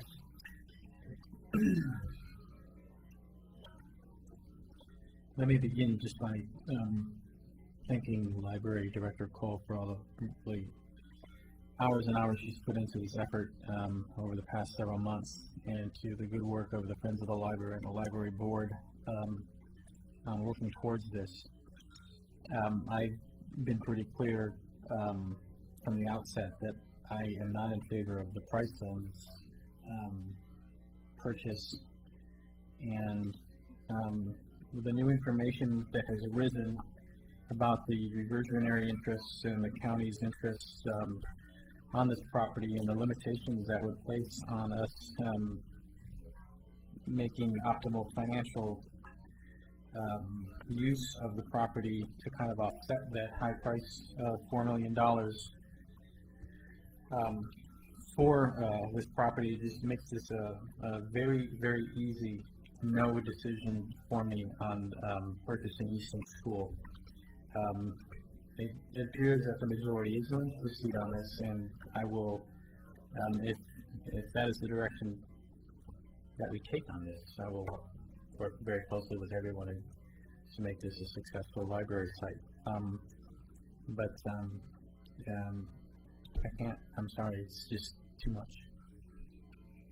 I'd like to comment a little bit on a couple of things. I thought about a second appraisal. One of the issues we have with the school district is that there are many patrons that have been calling the school district to think that the price is too low.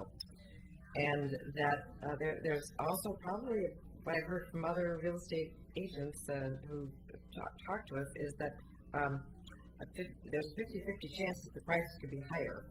And that, again, doesn't serve us. It's speculative, of course, so we really don't need to go there. There are many things, I think, that offset the $4 million. And these are the ones that I think are advantageous for our community. It may solve two city problems. I like that. As Commissioner Nocita said, our library supporters have worked so hard to get to this point, but we also have a potential of decreasing city rent in our planning department by bringing them out of leased space. So we get out of 2 leases. I like that part. I like the fact that we can move the books once. Is that still true? We're not, okay, well, there's that one. I like the fact that the funding scenario is advantageous to the city. You can do it with the funds from the library district and our general funds because of the time payments. Also, I like the fact that we don't have to ask our taxpayers for more money to do this purchase. I like the fact that the building's already off the tax rolls, so we're not going to take another building off another piece of property off the tax rolls. I've had some also knowledgeable real estate people tell us that in square foot costs, it's really a very reasonable cost when you do it that way. It's, I think, central in the city. It's in a neighborhood. It's walkable, and that to me is advantageous. We get to receive rent from the tenants. It's a small offset, but it's a little bit. I mean, I guess when I weigh it, it's do I want this deal to go south? Easily to do by, I think, demanding probably negotiation from the school district. They didn't have to sell this. They believed, I think, as they told us, that they were doing this because the city wanted it, needed it. They thought that could be a match that would work. We outgrew this library long ago. What do the national standards say it's supposed to be 41,000 square feet or something like that? And this is 48,000, so we have the potential of having a library. But, you know, again, I guess the don't go scenario to me, save up the money, which is, of course, we've heard before us.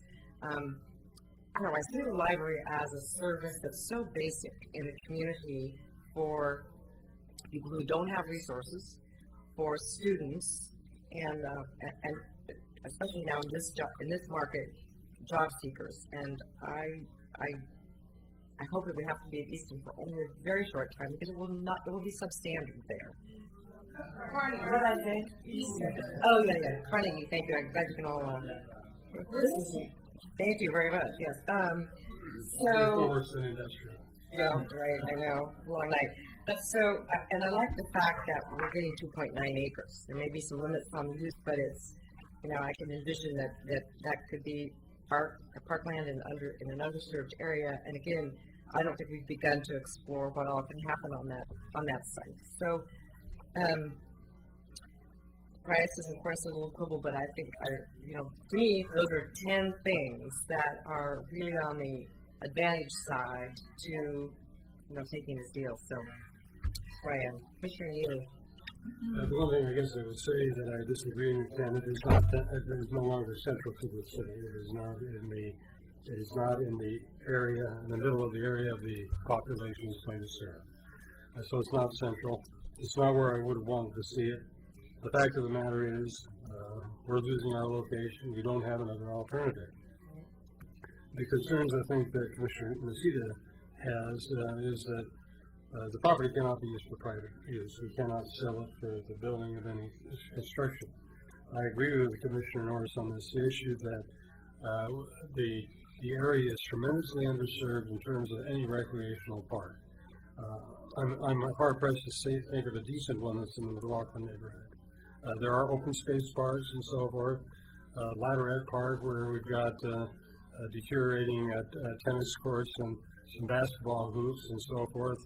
I can think of, but if there are others in the McLaughlin area that are recreational parks, frankly, the places we've got recreational parks developed are in the newer developments, and we don't have them in this neighborhood. I think we can make very good public use of that property there to the benefits of the residents of the McLaughlin neighborhood. So I'm going to support the motion, even though I don't think the location is the appropriate one for a library. Commissioner West? Well, I'm going to try to keep it short and not add to any more of the points that have already been made because, in the interest of brevity. Okay, another point that hasn't been made of why I'm for this is that it enables us to keep a community center with the cafeteria and all the other space that's left over from the library. And this kind of goes hand in hand with this point of, sometimes old buildings and schools have a lot of sentimental value in the community. And the fact that we can reuse it and give it another life is, I think, really a plus for the community. And then in conjunction with May being National Preservation Month, old is the new green is the theme of the month. And from a sustainability and energy point of view, it's great to reuse something instead of starting from scratch from the carbon footprint point of view. And another thing it might do, which would be really kind of neat, is it might spur investment in our neighborhood, and that continue with the revitalization of 7th Street and the neighborhood. So I'm supporting this. I understand that the price is maybe a little bit more than we would like to pay, but I guess it was Tom Lemons, the commissioner, was here a few years ago before me, or a little bit with me, is when, how does he always say that? The school board's not happy and we're not happy, it must be the right price, somewhere in the middle. Nobody's happy, then it's the right price. I'd like to call a question. Nancy, the vote, please. Aye. Commissioner West? Aye. Commissioner Nocita? No. Mayor Norris? Aye. Motion passes 3-1.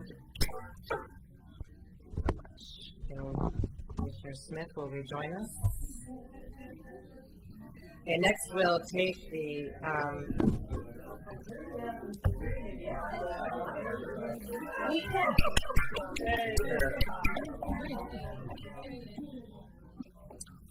Okay, next we're going to have the annual report that we have asked for our pavement maintenance utility fee, or commonly called the PMUS. So we have members of the Public Works staff who are going to present that to us. So, Nancy Cressar. Thank you, Madam Mayor and Commissioners. We're very pleased to come before you again this year to present our annual report for the Pavement Management Utility Fund. The Street Division has taken real pride in the amount of work they've been able to accomplish as this fund grows. This last summer was our second real year in having a pavement contract, and then we're already preparing again for next year with this summer, which I think is coming soon.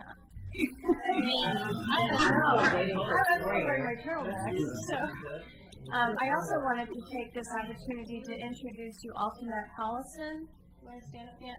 He's our new crew leader in the pavement division, so you'll be seeing him running around a lot more around Oregon City, and he started working just about a month ago for us, so we're very pleased to have him on board to help Jim Burge and John Lewis, and John and Jim are going to give you your presentation this evening. 18. Welcome. Well, thank you again for having us. And I also want to thank you for moving us up on the agenda. I appreciate that because I think it's an important topic to many people in the audience, and we're feeling pretty fortunate about being able to give the presentation so that the community can see it as well, because we don't get to talk about pavement very much yet. People are seeing it on their utility bills, so I think they will hopefully get some appreciation for this. The other thing I'll say is we definitely you're not making any decisions tonight. This is informational for your purpose only, so that's good news. Well, I don't know if that. They're just here to entertain you. Yeah, we're here to. All right, bring it on. Don't get your hopes up. We'll do our song and dance. Okay. The other thing that I'll mention is that you have this report in your packets, so you don't have hard copies. But this here is actually a compilation of that report, and we just got a draft report of our pavement inspection. So there's a company that does pavement inspection. So there's some pieces of that are in here. That report's not complete, but will be complete fairly soon, and we'll also load that on the website as well. So again, the reason why we're here is because when they originally adopted the fee, they also adopted a requirement for a report, an annual report. And while I remember originally thinking that was yet another thing we were going to have to do, it's really turned out to be beneficial for both of us and hopefully you folks to see that, forces us to kind of see what we did, what we're going to do, and I think we're going to get better and better at that. So this is the second report we've done. We did one last year as well. So in May of 2008, we approved, the City Commission approved the pavement maintenance utility fee, although it was called TUF at the time, but we since changed that to PMUF. The rate at the time was $4.50 per month, and that first year we collected it. And the second year, which we're in right now, it's $6 a month, and we're also collecting that as well. So providing a good revenue source for us. So this presentation, we wanted to go over some of the preventative maintenance, because sometimes people don't always understand why we're doing preventative maintenance to streets that look much worse. Jim wants to talk a bunch about that. He also wants to talk a fair amount about what we're doing in-house, because that's definitely in his department and his crew, and some of the things that Matt will be helping him with as well. So that in-house piece is important to us, and it's a small piece of the pavement management program, but it's a pretty important piece. We're also going to talk about the contract paving that we've done and our pavement management program. And the other thing I'll refer you to, I know there's lots of details there, but there's a series of maps that are in your report. They're also posted on the wall here. I talk about what we've done and what we're wanting to do.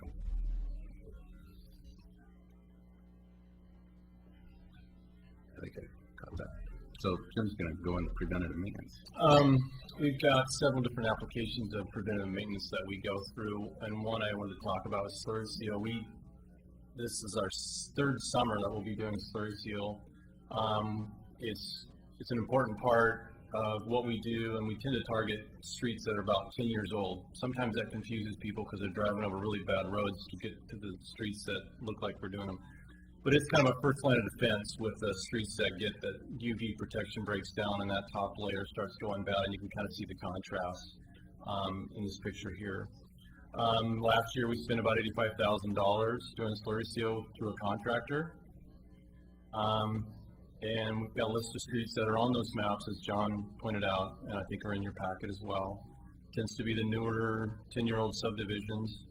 Part of getting those roads ready to be slurry sealed, our own in-house staff has to go out and seal the cracks.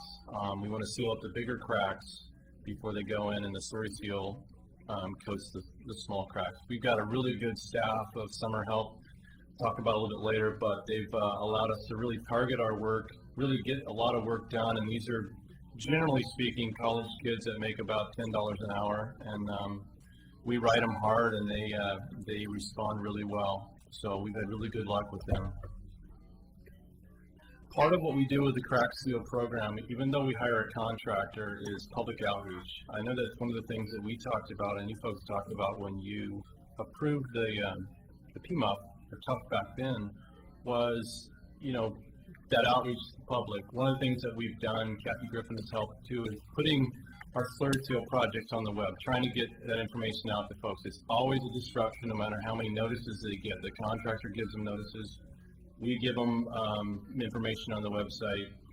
We're always subject to the weather, so there's always tends to be problems. We've found that we get our staff out there to help people like this, because once the contract crew goes through, we have no parking signs up and cones and barricades. People will move the barricades and drive through the fresh slurry seal, or in this case, they thought maybe they could walk through it. So we always have staff.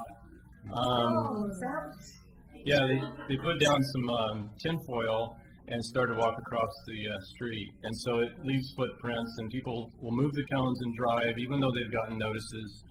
And 2 years ago, we actually have a state cop that's still paying off his bill for driving through the slurry seal.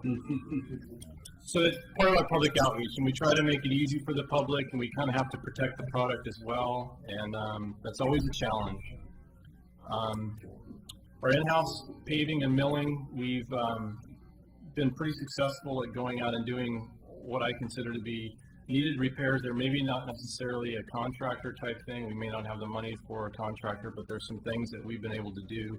I call them spot repairs, and we did a bit of work on Leland Road, widening the shoulder, and you've probably driven over it. It's not the smoothest thing in the world, but we're going to pave it this summer, so we're kind of repairing the foundation, and then we're going to top it this year. So, yes, we've gotten several calls, you know, people saying, why are you chip sealing Myers Road and the rest of Leland's falling apart? Well, that's a bigger project, and through the PMUP, we've been able to do that. If we didn't have the PMUP, Leland Road wouldn't happen, I dare say. Let me just explain that. It was called the Transportation Maintenance Utility Fee, and everyone went, yeah, what's that? And I believe it was Commissioner Mabee who suggested that. Why don't we call it what it is? So we changed it to pavement because that's what it does. Pavement maintenance. It doesn't do sidewalks, so. Right, pavement maintenance, and that's a good explanation. Part of what we've done too is coordinate with our in-house utilities. I know here tonight we're talking about pavement, but we've also got crews that work on water systems and sewer systems and storm systems to do a great job. I feel fortunate that we get to talk about pavement tonight, but I want to recognize them as well. And we've been able to partner with them on several projects in our in-house paving. And Park Drive was one of those where we had a water line that needed to be replaced. We went and repaired some of the base, some of the foundation, helped the water crew out getting their water lines ready to go as far as the pavement. And then we came back in and overlaid the whole entire project and at least made that section of road really well. And there's a list of the other spots that we hit last year. This graphic's kind of meant to show, since I've been here, this is my fourth summer, we've really struggled to try to target the street crew to do, especially during the dry season. That's why I've broken down the hours that we've worked both in 08 and 09. And because we have a small staff, it's difficult sometimes to concentrate on the pavement type stuff or the dry weather things when we've got a lot of other needs that people have. So generally speaking, we spend about 2,000 hours doing paving type activities, and then you can see the crack seal, which is a light blue color. We spent more hours in that because we've been able to target more roads for slurry seal. So you see those numbers reflected there. guess if I could add anything there, Jim has definitely been the champion for pavement maintenance, and the street crew, their challenge is if it's not water, if it's not sewer, if it's not storm, which there's a lot of other things besides those three utilities, it tends to get thrown in the street division. So they're hanging banners, they're dealing with parades, they're definitely dealing with our basket programs. There's lots of other things, signs, barricades, striping, everything else that comes along with it. So trying to stay focused, especially in those key summer months, has been something that's needed at Champion, and Jim's been good about that. But the balancing act there is always, but what about those other things? So that's just an internal balance that we always have to do, and I think we're doing a pretty good job of it, and getting a fair amount of in-house paving done. This is kind of going back to, I had a previous slide about our temporary summer help, and again, targeting our work, and this is meant to show kind of where we're really kind of trying to get focused in on those drier months. What we're doing, we're spending a lot of time now paving and crack sealing. When are the drier months? We limited to June to October, so yeah, we're still not there yet. We've got lots of spots around town we need to get to with some hot asphalt, and it's just not happening. But this is kind of meant to show sort of where we're focusing our time, or trying to focus our time regarding our hours. We'll talk a little bit about chip seal. Urban chip seal is kind of something that people aren't really all that experienced with. We took a chance. I did a bit of chip sealing 20 years ago when I worked with the county, and the county did a chip seal for us on Myers Road as kind of a test case.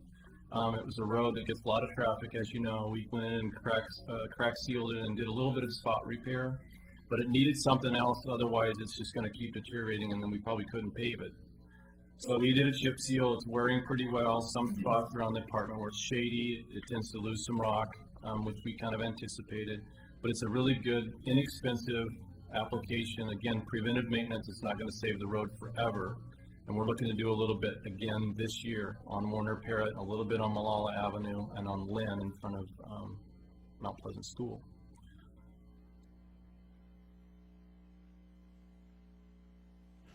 So we also, the bulk of the money that we've spent through pavement maintenance has been on the contract paving. And this is a picture of South End Road, which was actually, if you remember, was an agreement through the developer who was building a corner there at South End and Lawton. The main point here is that we did that project for about $16 a square yard. The next slide you'll see is 15th and Jackson. Again, there was a lot more work that went into that particular project. I had to do a lot of milling, a lot of regrading, a lot of utilities to adjust. And so we spent more like $55 a square yard. So the reason why I think that's important is because I tend to, at least once a year, the mayor will call and say, how much is it going to cost us to do this or that? And there's so many variables in that. It definitely, the preventative maintenance makes so much sense, and people struggle with that because they see failed roads, but those preventative dollars, and you'll see some slides on that, really go a long ways. So because the unit prices of those things are, maybe less than $2 a square yard to deal with. So big difference. But we dealt with several projects. I don't think there's a list in this presentation, but it is in your report.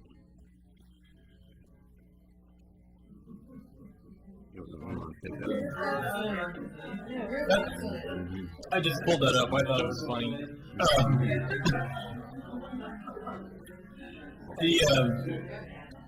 Our accomplishments for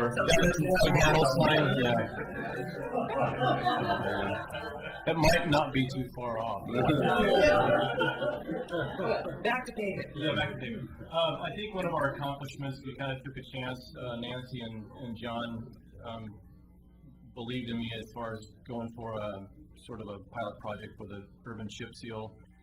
We're hoping to do that again, and baby steps. And there's so many different variables with traffic and shady spots and different types of asphalt. It's really critical. I have a good relationship with the county, and they do a great job.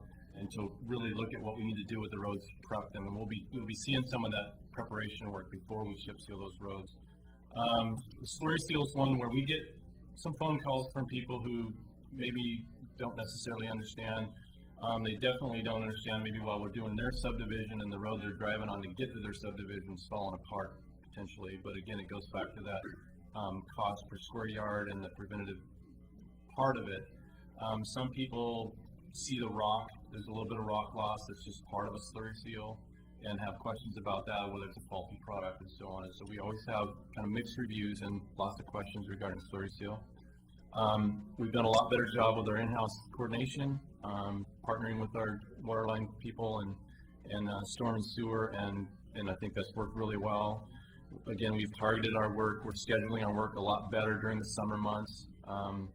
I know in 08 we had a challenge with the elevator, but we had a good crew of summer helpers, and we were able to fold in the elevator with a brand new PMUF program, and that worked pretty well. Stressful, but pretty well. Underground work is always a challenge to work with the gas companies and all the power companies and stuff like that. And then I think John's going to talk about standards. Well, just the fact that, we've changed our street standard for new subdivisions, and it went from a 3-inch street standard to a 4-inch street standard. So again, the idea there would be to have a better structure and a longer lasting life. The other thing that I would say is our coordination with the underground utilities, especially our water utility.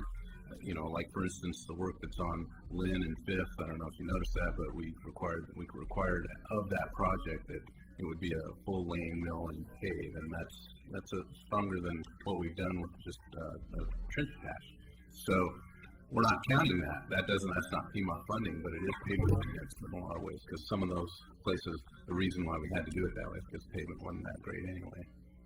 I think another one of our accomplishments that we didn't put a bullet point on here is our ability to not only manage the work that we have in-house, but also to help the contractor and provide inspection for the contractor as we go through, on 15th Street and on South End Road, as well as the slurry seal projects that go on. We're juggling all these things at the same time, and a lot of times, I know I tend to not make people happy that from the community they call in with other requests during that time. So as our PMUF funding grows and our ability to focus and coordinate better, we're going to be putting a lot more black stuff on the road that people are going to recognize and hopefully see the value in. So I look for that to continue.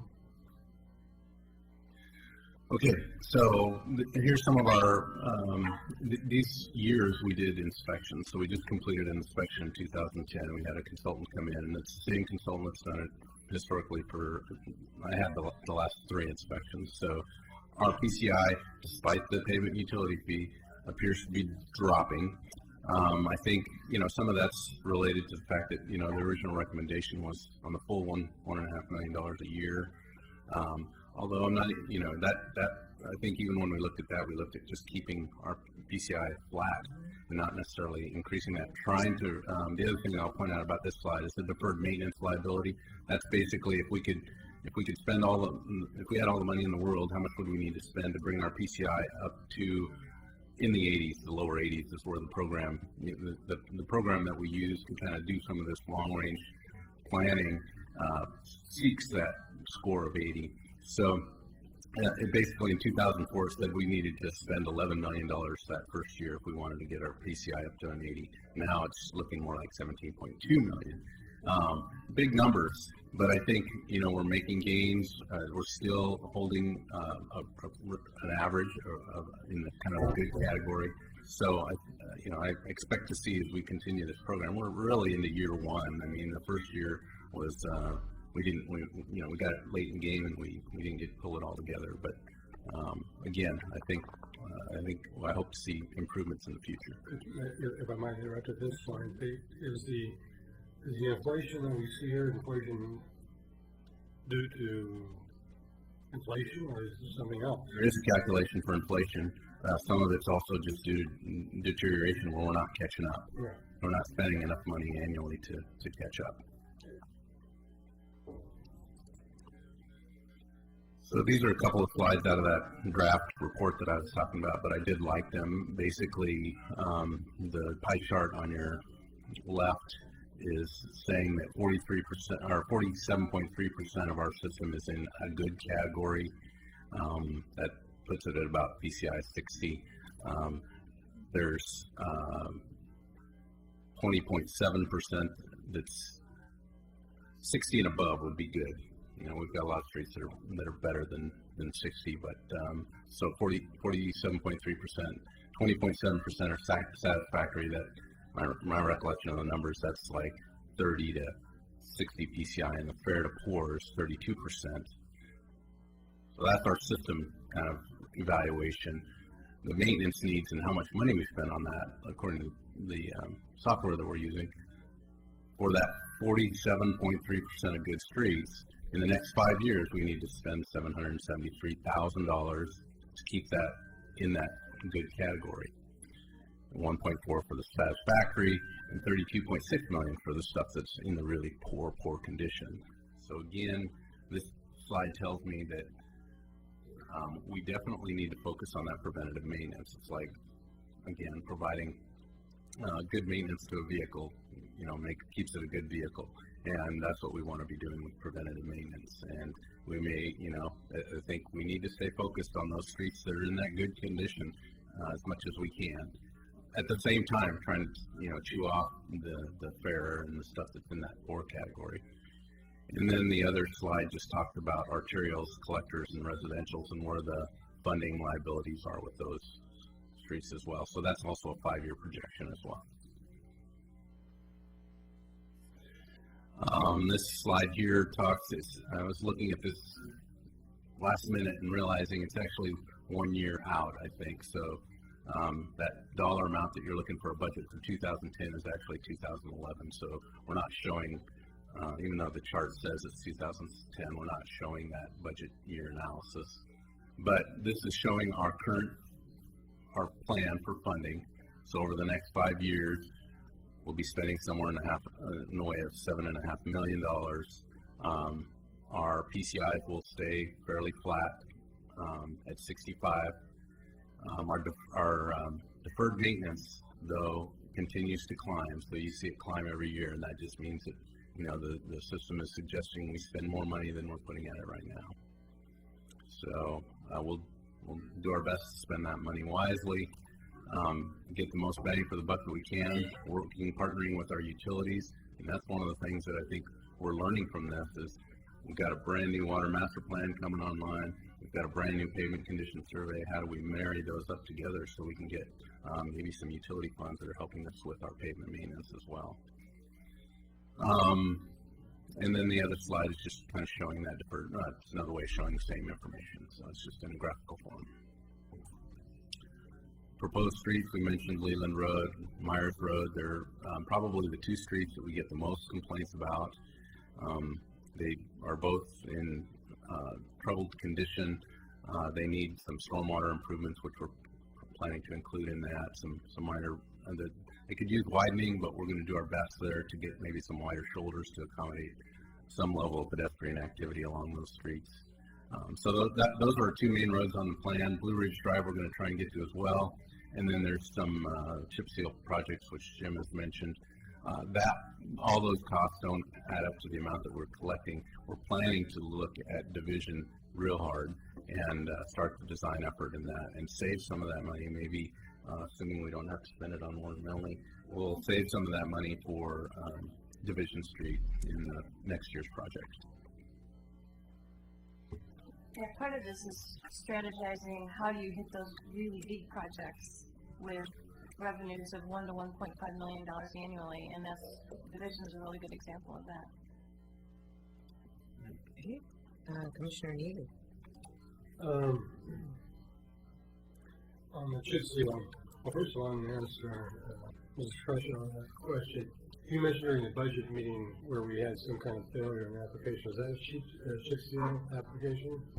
That was a slurry seal. That was slurry. And where was that? John, it was Falcon, not Falcon. Salmonberry. Oh, yeah. No, it was South End on the that cul-de-sac. We were talking about it earlier. When that happens, a failure like that, how do you address it? Do you go back or? Well, we've actually looked at it, and because Nancy brought it up, somebody brought it up to her. She brought it up to a lot of people. A lot of people. We get calls about that. That's why we mentioned that it's got mixed reviews. The problem that we see with the slurry seal is if it's on a street that doesn't get much traffic. For instance, this particular situation was in a cul-de-sac. The way that system best works is if it gets traffic on it, it compresses slightly, and those rocks kind of the media that's in that oil material compress, and they move right down into the voids that were in the underlying layer. In the cul-de-sacs, they don't get nearly as much turning action. So what you see is those rocks just sitting on top, and they sit there long enough to where that stuff doesn't really have it. So it's more spongy. That's where we get the majority of the phone calls. We've got calls on Castleberry Loop, same thing, cul-de-sac, and I try to explain that. And what happens is people that live in a cul-de-sac, usually it's this huge cul-de-sac, they drive the same way in and out of their house. So the middle of the cul-de-sac doesn't get a lot of use, and they'll see rock loss that lasts a lot longer. And the main road, in this case Filbert, it's all worn down, it's nice and smooth looking, and it just even appears different. So they assume that there's a failure in their cul-de-sac because they're seeing rock, they're not seeing it on Filbert. And that's simply not the case. It just doesn't have the traffic to beat it in or get rid of the rock that's on the top. So to try to have that explanation, a lot of people just don't buy that. But over time and enough sweeping and enough, traffic. If we do have failures, because I think we've seen failures, we used slurry seal a few years back as well, where we saw failures. And when those happen, the contractor that we've hired, there's only 2 contractors that are really applying this in the state of Oregon. And, they come back and the next year they just put it on the list. They don't charge us for that. They just reapply. So that's how. Generally a failure is it just doesn't adhere. It's usually an application thing. Maybe it's rained or something's wrong with the product they put down. We haven't had that so far in the 3 summers I've been here. So we haven't had an all-out failure. We've had people drive through it and pull it up. We've had the rock loss issue, the wearing issue, and the concerns about that and the questions about that. But so far, we haven't had a failure. One of the areas that I see that you've got in the coming year for an overlay is the Leland Road area. And that's an area I've heard a lot of complaints about. I guess you have too, but I presume that's going to be dealt with. I had another question on the chip seal. The overlay, I presume, is the more permanent piece of work. If you put down chip seal, can it accept the overlay at another point in time? Yes. Okay, so there's nothing about either slurry or sheet seal.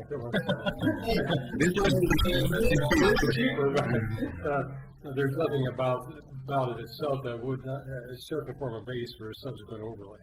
Right. No. Both of those. They both would accept an overlay. Chip seal is one step up from a slurry seal. It gives you a wearing surface, whereas a slurry seal gives you a little bit of a wearing surface in a subdivision that works fine, but on a higher traffic road, you're going to wear it off too quick. Commissioner Nocita? I want to first, before I ask a question, I'd like to recognize my predecessor in this seat, Damon Mabey, because I've heard that he took a leadership role, if not the leadership role, in getting the PEMA up and running that we're all benefiting from. So, to whatever extent he did, play that leadership role, I'd like to recognize him for that and thank him. The question I have is the slurry seal in all types of asphalt is just I'm wondering, is there a seasonal time that this type of covering must be applied in the dry months as opposed to the wet months, or does it matter when what time of year it's applied? Only a dry weather application. Okay, what's the concern about the wet season? Just oil and water don't mix. Okay. Is there an environmental concern as well? Because I'm just wondering. Sure. I mean, if the water's falling in a rainy season on this kind of slurry, are there toxics and chemicals that can run off into the drainage system? There is. So that's why you want the dry season so that doesn't happen. That's the same concern with the chip seal. There's a window of time where the asphalt has it set up that if it was to rain, that it could get into the storm system. So that's why we've had to juggle our schedule because of weather. And it's really a hassle because everyone thinks it's going to happen Friday at 8 a.m. and we've had to do it the next Monday, and we get all kinds of people upset. And that makes our job pretty hard to try to explain to people. They've shuffled their day around. So we have, and especially the company that's involved and in the county that does our chip seal, they're very well aware of environmental issues, and weather. The other thing I'd say though is that once it's set, even which is within a few hours, it's set. So it can rain. Let's say usually they apply that stuff in the first few hours of the day, and by 3, 4 o'clock in the afternoon, it's dry, even on a cloudy day. So once that happens, if we have a rainstorm at 7 o'clock at night, we don't have that same concern. We do have different drying times. This last summer we had 2 days where it was kind of cloudy, the humidity, it just changes everything, the drying times. And so people expected we were going to be done by 5, and we actually had to stay quite late and wait. There were some wet spots. The company also goes through and they put tar paper essentially over every catch basin, every manhole lid, everything. So when they come through with their process, which is like a slurry, they won't get anything where they don't want it to be. Just stepping back one, I'm delighted to see the results because we have large citizens committee that looked at it, and commercial establishments pay more than residences do. They stepped up to the plate to agree that that was fair, and that nonprofits, churches, government also pays this. So it's a usage fee that really appears to be working. So I'm really delighted with the results, and I don't get many pothole calls. I used to. We have a citizen who's signed up to speak. Waiting to give my relinquishing one of the microphones. Thank you.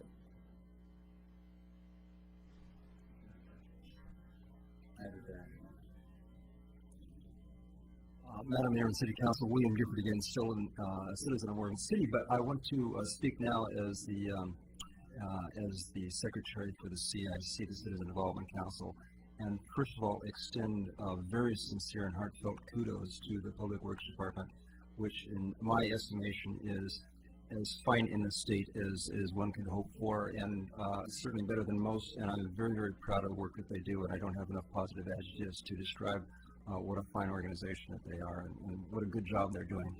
I was surprised at the, I just wanted to break out into applause. These guys are really doing a good job.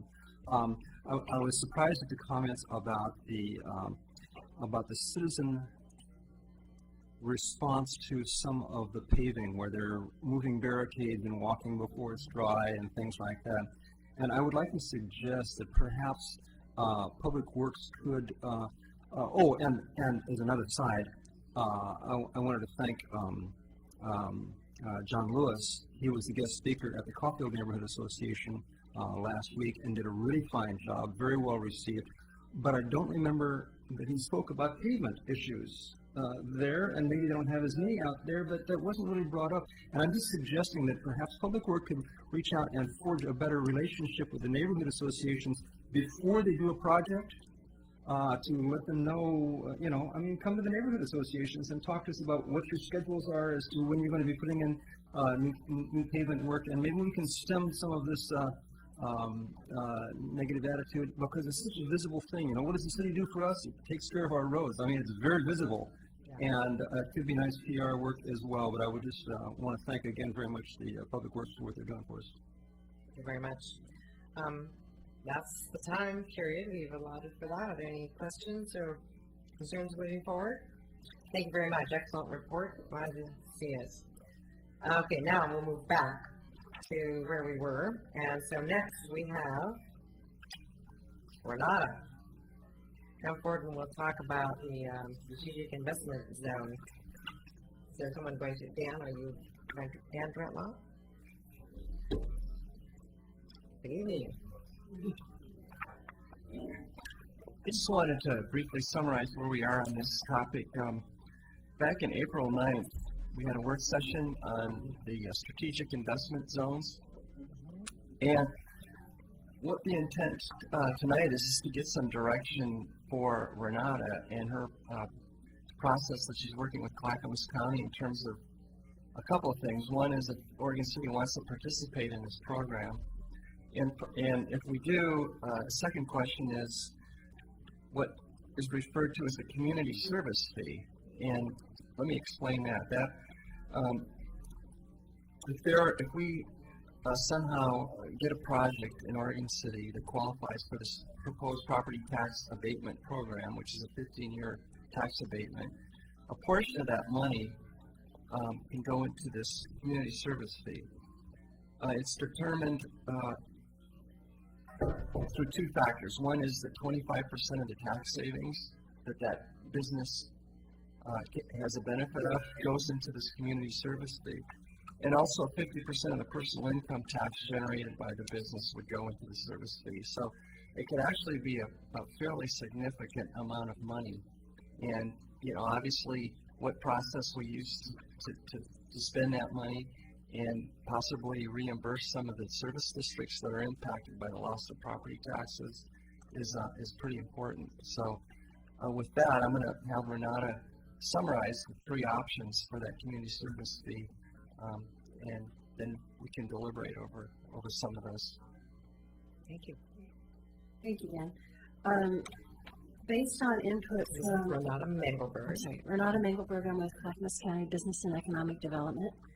Here to reflect back on input we've received from various cities and from our county council, we've developed a intergovernmental agreement that we would ultimately ask the city partners to sign. So this is your first look at the full agreement.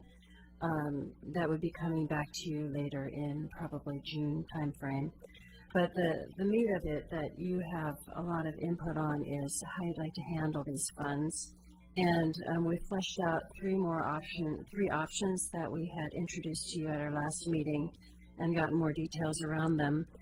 And just as a reference for Oregon City, when I talked with you earlier, there were two scenarios. One was a $48 million investment, and a second one that was a $70 million investment.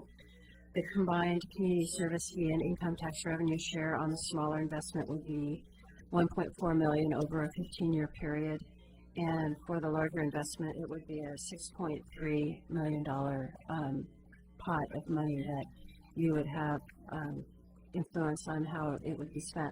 So there's three options. One is to target the monies first to mitigate the impacts of the development. This is over and above the normal systems development charges that the business would pay. Once all of the impacts have been mitigated, next to target the funds for high priority community projects that the city council might choose to focus on. The decision makers in this option are the city and the county, so it's fairly streamlined that way. And they ask that every 2 years the city and the county sit down together and assess how it's going and make any adjustments. So that's option A. Option B is to create a community enhancement fund that provides more flexibility about what the dollars can be spent on, but also invites more people to help make that decision. They encourage, what it says is they would appoint a committee that includes the city, the county, representatives from each of the taxing districts, and anyone else that the city and county might jointly choose to appoint. It's very flexible what it could be spent on. They ask that the committee come to a consensus. If they can't, then it's a majority vote of those present. And they meet fairly quickly after the application comes to make a decision. They document it in writing, and that's how the decision would be made about that. Pretty flexible. The third option is very simple. It's divide the funds with all the taxing districts on a pro rata share. They encourage the taxing districts to meet shortly after the application is received to see if there's opportunities for combining investments of mutual interest, and to meet every couple of years to assess how things are going. So that's a quick summary of the three options. Of course, if you'd like to create a fourth option, that's at your discretion. The thing you might want to mention is the county held a workshop with the districts. Correct. About the program. We had a meeting with the taxing districts in both the urban and the rural areas. In the urban areas, just the fire district one, representatives of two cities, and the urban renewal district, Clackamas County Urban Renewal District came. The fire district's concern was impact on their services, particularly with large in manufacturing businesses. Hazardous materials might increase the level of preparedness that they would have to accommodate. And so they preferred that there be a pro rata share, which would be option C.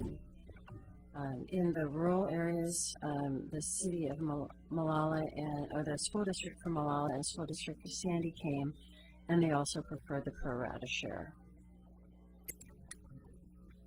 One of the suggestions I have, we may have some questions on the table, is that we put this over to the work session so that we can have a chance to really have a more informal setting in which to look at this and the pieces, since we're getting it for the first time. Well, not for the first time, you did present to us before, but is that the wishes of the commission? No, okay. I still have some questions.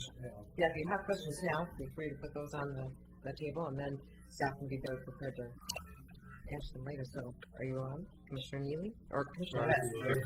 Commissioner West. I agree that I would like to carry this over for more discussion, but one of the things that, one of my questions, so we can maybe address at the work session, is what area in particular are we speaking about? But a reason for holding it over is since the last time you've been here, we have a new city manager now, and I might like to hear, well, we can talk just about this specifically, but before I'm ready to make a decision, I'd like to know what other tools in the toolbox are available from the county for economic development. In other words, I know we partner with on Main Street and some other things, but are there other economic development tools we should be looking at? And then also, what does the state offer us? We still have never met our state rep. So before we narrow in on this, so first let's say narrowing in on the property, but narrowing in even on this as the tool, I'd like to maybe give a little recap of why you think this one would be the best for our community versus something else.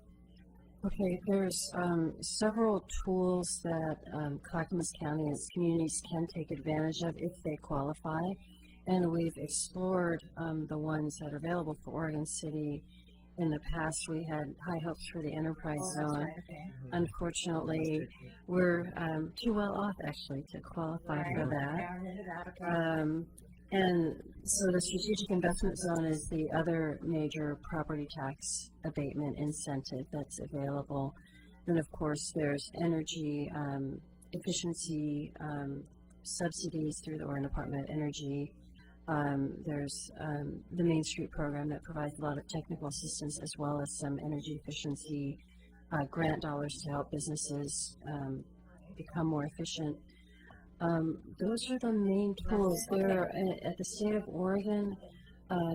They've been challenged with their budget as well, so a lot of their tools, unfortunately, have shrunk. They used to have a grant and loan program through the Mount Hood Economic Alliance. There are still only loan dollars available up to $50,000, but that pool is shrinking. So it's primarily loans for businesses that are available at the state level. Okay. Well, thank you for the recap. It's been a while since we talked about it, so. Commissioner Neely. As I said, we have to have this discussion at a study session. We know that, of course, in Washington County, to some degree, Clackamas County fire districts really becoming upset about urban renewal districts, which was a tool that we've had, and we're finally, I think, being successful within our, well, Hilltop was successful early on, actually, so I got to be a little careful how I phrase that, but I think politically speaking, it's going to become more difficult to push urban renewal districts when you have a major district that is going to be impacted by that. And so I guess, as I'm thinking, even though there may be less benefits to the city, that maybe the option C would be one of the better directions to go to bring more of the governing bodies to agree to it. And I have the same kind of question that Daphne alludes to. We're talking about traded sectors, and my recollection, when we were making a presentation earlier, that this could apply to the whole city, which would not make a lot of sense in residential areas, would it? I mean, You would have to meet the zoning. A business would have to meet the zoning and all the other city requirements. So what you said for the whole city where the zoning applies, Right. That does make sense. The other thing to remember is this is a pretty restrictive program in the sense not only is it traded sector, but the capital investment has to be over $100 million. So unless it's outside our current city limits. Right, and that could be 25. And that's where I see a major benefit, actually, given some of our concept plan areas where you don't have that, some of the lands have not been annexed in at this point, that there might be some real benefits to maybe focusing some of the attention to those areas where we want to see certain kinds of development come in. Exactly, and I did bring copies of the map that was presented earlier. I don't know if I want to share that with them, but in the bulk of the city, it would be the urban strategic investment zone, which would have the $100 million investment floor. And then in the area outside, which is primarily the Beaver Creek Road concept planning area, that would be at the $25 million rural threshold. So that would make it more attractive, actually, for a broader range of companies. Okay, thank you. Commissioner Smith. I definitely think we should talk about this at a work session. I have concerns. I am not really thrilled with the way we've used urban renewal money and the way that it's affected schools, police, and fire. And I have major questions on how this could affect those. And so I think a longer discussion would be beneficial. I'd like to address that a little bit. We did talk about it. We talked with our urban renewal attorney about how this incentive might interact with an urban renewal district. And what Scott Sedaris, what he said was that this large of an investment would increase the revenues that come to the urban renewal district faster, and therefore you'd be able to implement your projects faster, and possibly, more likely, shorten the length of the district. That would be then not an option C if we were to do that, but is that right? I mean, our urban renewal districts currently are structured in such a way that the increment comes back into the urban renewal district. Are you saying that if we put that on top of it, option C would work there? Let's say that one of these major traded sector companies chooses to locate in an urban renewal district. The increment from from a $100 million project would be larger. From that project would bring much higher revenues to the district faster, so you could implement the projects on your list much faster, and the urban renewal district would sunset much faster. That was the other option that you could consider. Is that if a large business like this located in an urban renewal district, the district could decide to return that property back on the tax rolls. So create a donut hole for that investment, so the revenues go to the taxing districts instead of urban. Can we apply different options to different parts of the city, or do we have to have a single option for everything in the city? Well, the strategic... You can answer that in our study session if you want to, but I'm just throwing that question out at this point. You have great flexibility. So if you wanted to write a special condition for Oregon City concerning different areas, we can do that. Before I call on Commissioner Nocita, I'm having trouble finding the options that you outlined in this. Oh, I'm very sorry. It's on... It's the end of the IGA. That's what's nice about having these things delivered at your doorstep, and you've got it all together. You don't have to hop from one document to another. It's on page 3. Did you cut that? And you'll find it on page 12 and page 13. Okay, thank you. Got it. Okay, thank you. Appreciate having that. Seen that though. Further questions at this moment? Commissioner Nocita. I'm gonna throw a hypothetical at you, and just so I can kind of imagine how this would work on the ground where the rubber hits the road, as it were. Let's say, as a hypothetical, we had someone who was, or a company promoting an energy plan, because I read in here that something like that would be subject to this program, energy production.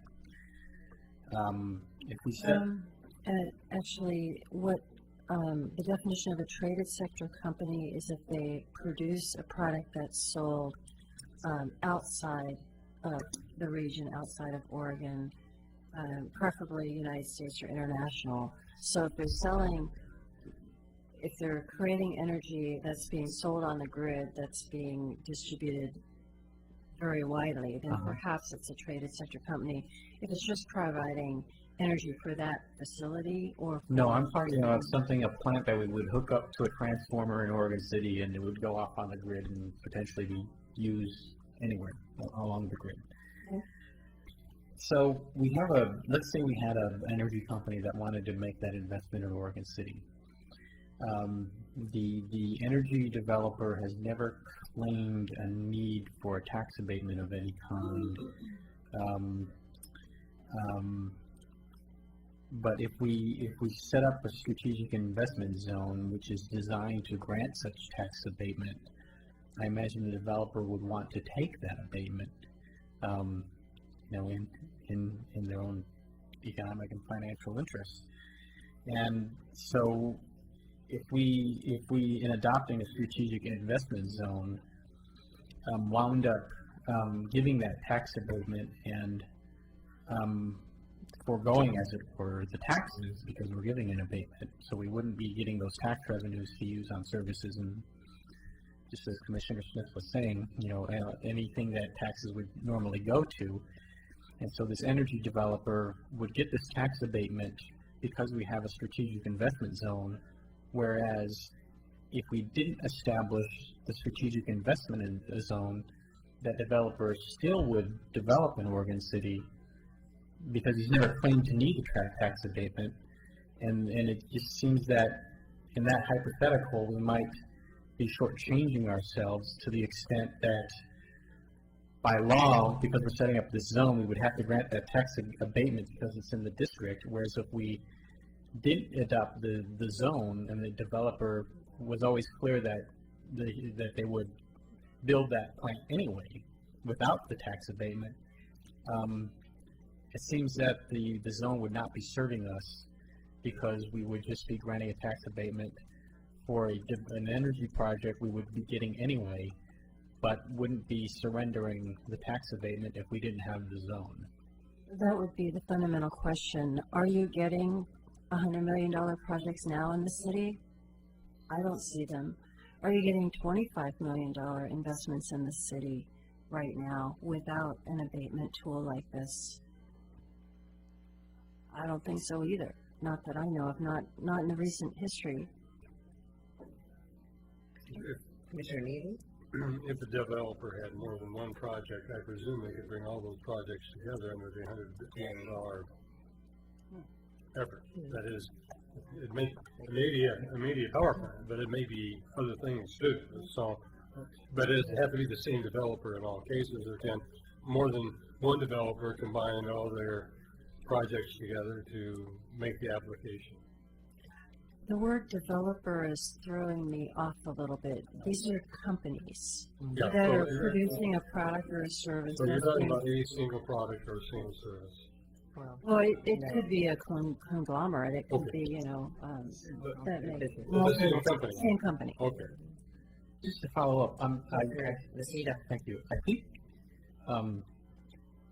think in a way you kind of acknowledge my concern. You say that where are the $100 million projects now, but you didn't say that my concern was unjustified. If there were the hypothetical $100 million developer for a power plant, that might be the case, that we would have to give a tax abatement and we would be foregoing that tax revenue that we would be getting if the strategic investment zone wasn't there. It's a hypothetical now. Okay, the strategic investment zone establishes the program almost similar to as if by right. If the company meets the requirements and meets the right criteria that are set up by the state and by what's established in these IGAs, then they would get the benefit. That's true. Yeah, so in this case, what you would do is you would write the qualifying industries to exclude power plants. We can do that. If we want, we could exclude power plants specifically. So, in the interest of time, in the interest of time, let's hold our resident presence over till the work session, because then we'll have a chance to have a more informal discussion, and I'll turn to the manager. Are we holding our questions over? Okay, all right. Well, first of all, I'm fairly new to Oregon City, so this is the first exposure I have to this, and the first one I've encountered actually in other jurisdictions at a county level. So can you, would you let me know, if you know, which other counties in Oregon are doing this? Right now, only the city of Gresham has a strategic investment zone. And would you be able to briefly explain the differences between the urban strategic investment zone versus the rural one? Yes. By statute, areas outside the Metro 2002 urban growth boundary are in the rural strategic, or are eligible for the rural strategic investment zone program, and areas that are inside it could potentially apply for the urban. The rural is for investments over $25 million, and the community service fee contribution is a 25% up to $500,000. For the urban, it's a $200 million, $100 million investment and a $2 million community service fee. So it's just a question of scale. Okay, good questions. We'll continue this then in our work session next Tuesday, I believe it is.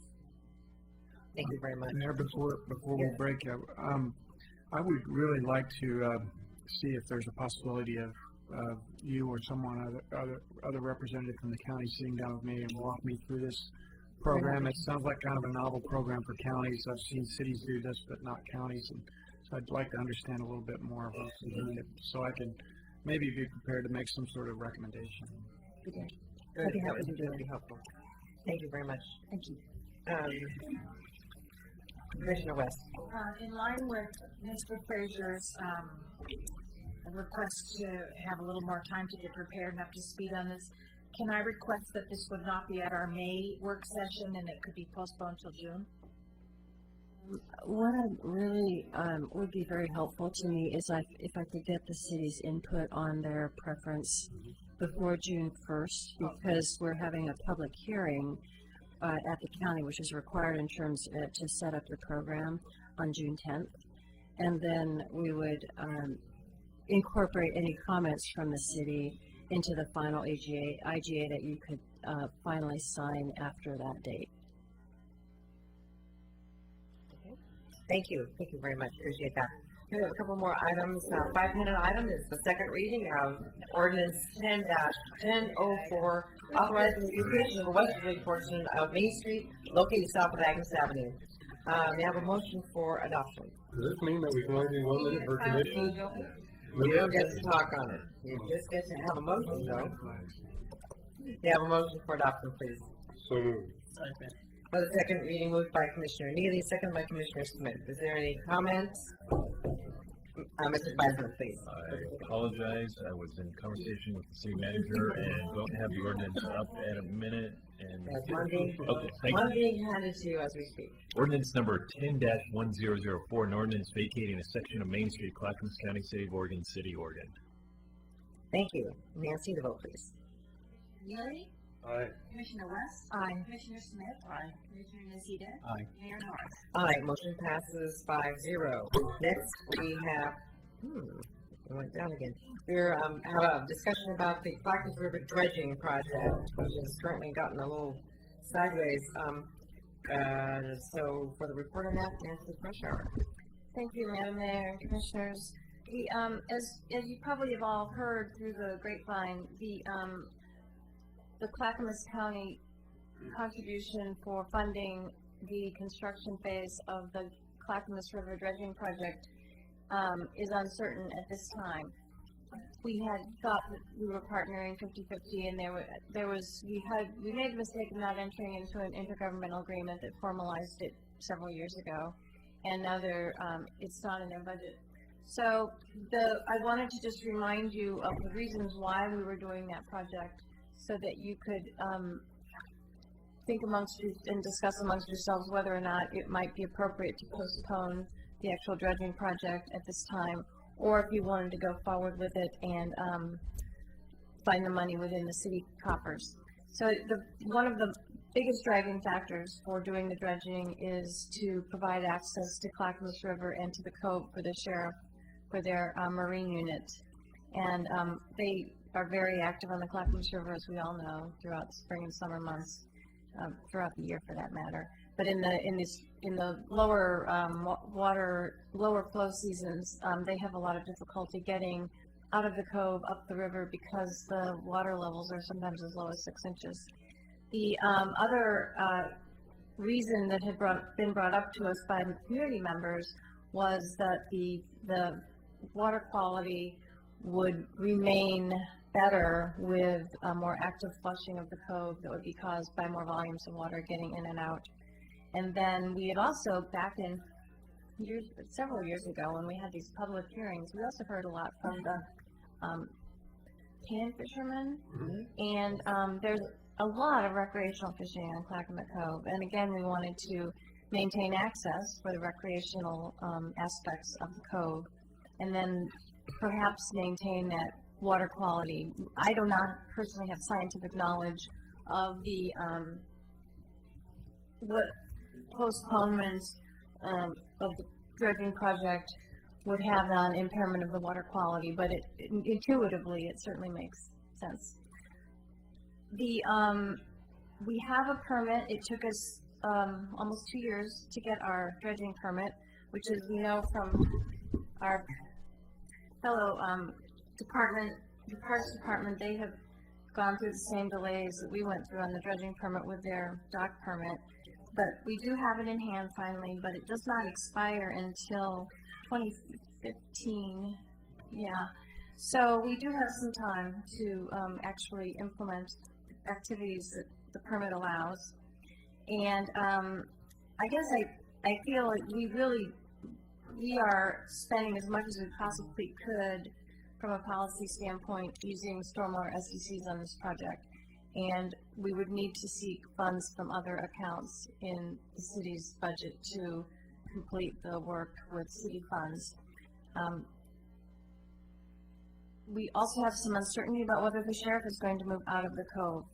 They've been talking about maybe moving over to the Sportscraft Marina, and I believe that our city manager met with the county administrator, and there's been no final decisions made.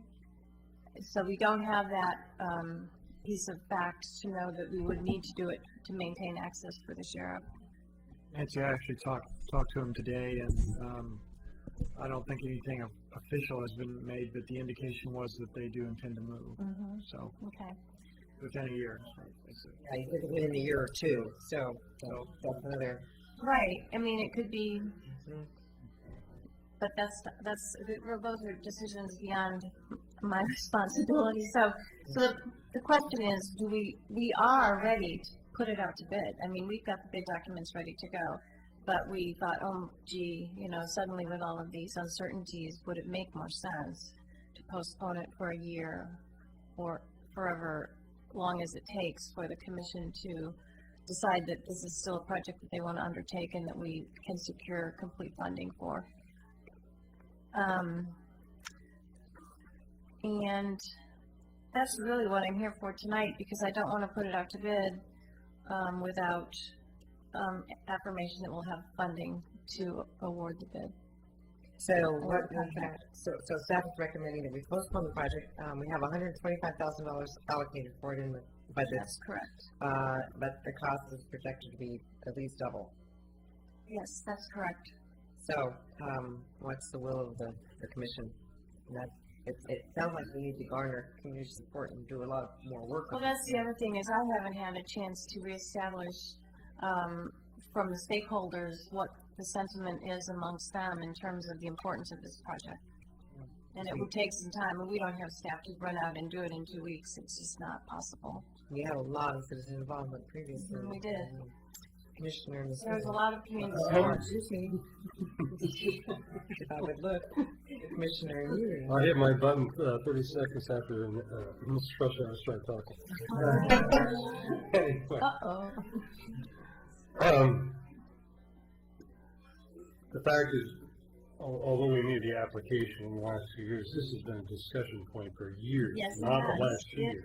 certainly has. Um, Very, And the stakeholder issue, we've had those stakeholder discussions, and almost the vast majority of them supported the dredging. I don't know why we'd have to go through that again. Now, I understand the concern about the funding. I understand the concern about the funding. My only concern would be the fact that the public works are deciding to move, can anybody pull the permit from it? Marine, you mean the Marine Patrol? Marine Patrol, what did I say? Public Public Works. Works. Public safety, sorry. Do they pull the permit? I mean, if that in fact was the major reason for them issuing the permit, if they found out that the Marine Patrol is gonna move out, do they pull the permit? I can't answer that question tonight. I don't know if the city attorney has an opinion on that. I'd have to look at the terms of the permit, it's certainly something we want to look at. Because that's a big issue. I think we have to find the other 125,000.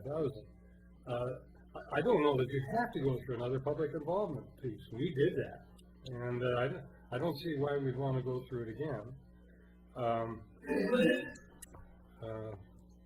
And unless, I mean, we still got the budget to approve at the city commission level, and I don't want to steal another $125,000 from that fund. Okay, No. but it has been an important thing. It hasn't been dredged for years. So the problem has been developing over that, and the fact that we've only been working on this permit for 2 years doesn't reflect the issue. So, from my standpoint, with the permit in hand, I'd like to move. I think what I read into Nancy's presentation was that to re-engage the stakeholders is to possibly help to put pressure on other partners who might help us find the funding. And I'm not, I'm willing to look for it in the general fund too, because it was important once, it's important today. But, we need a staff recommendation of where that money can come from as well. Commissioner Nocita. I have a proposal. I don't know if it has to be part of this discussion or a complementary discussion to this specific permit.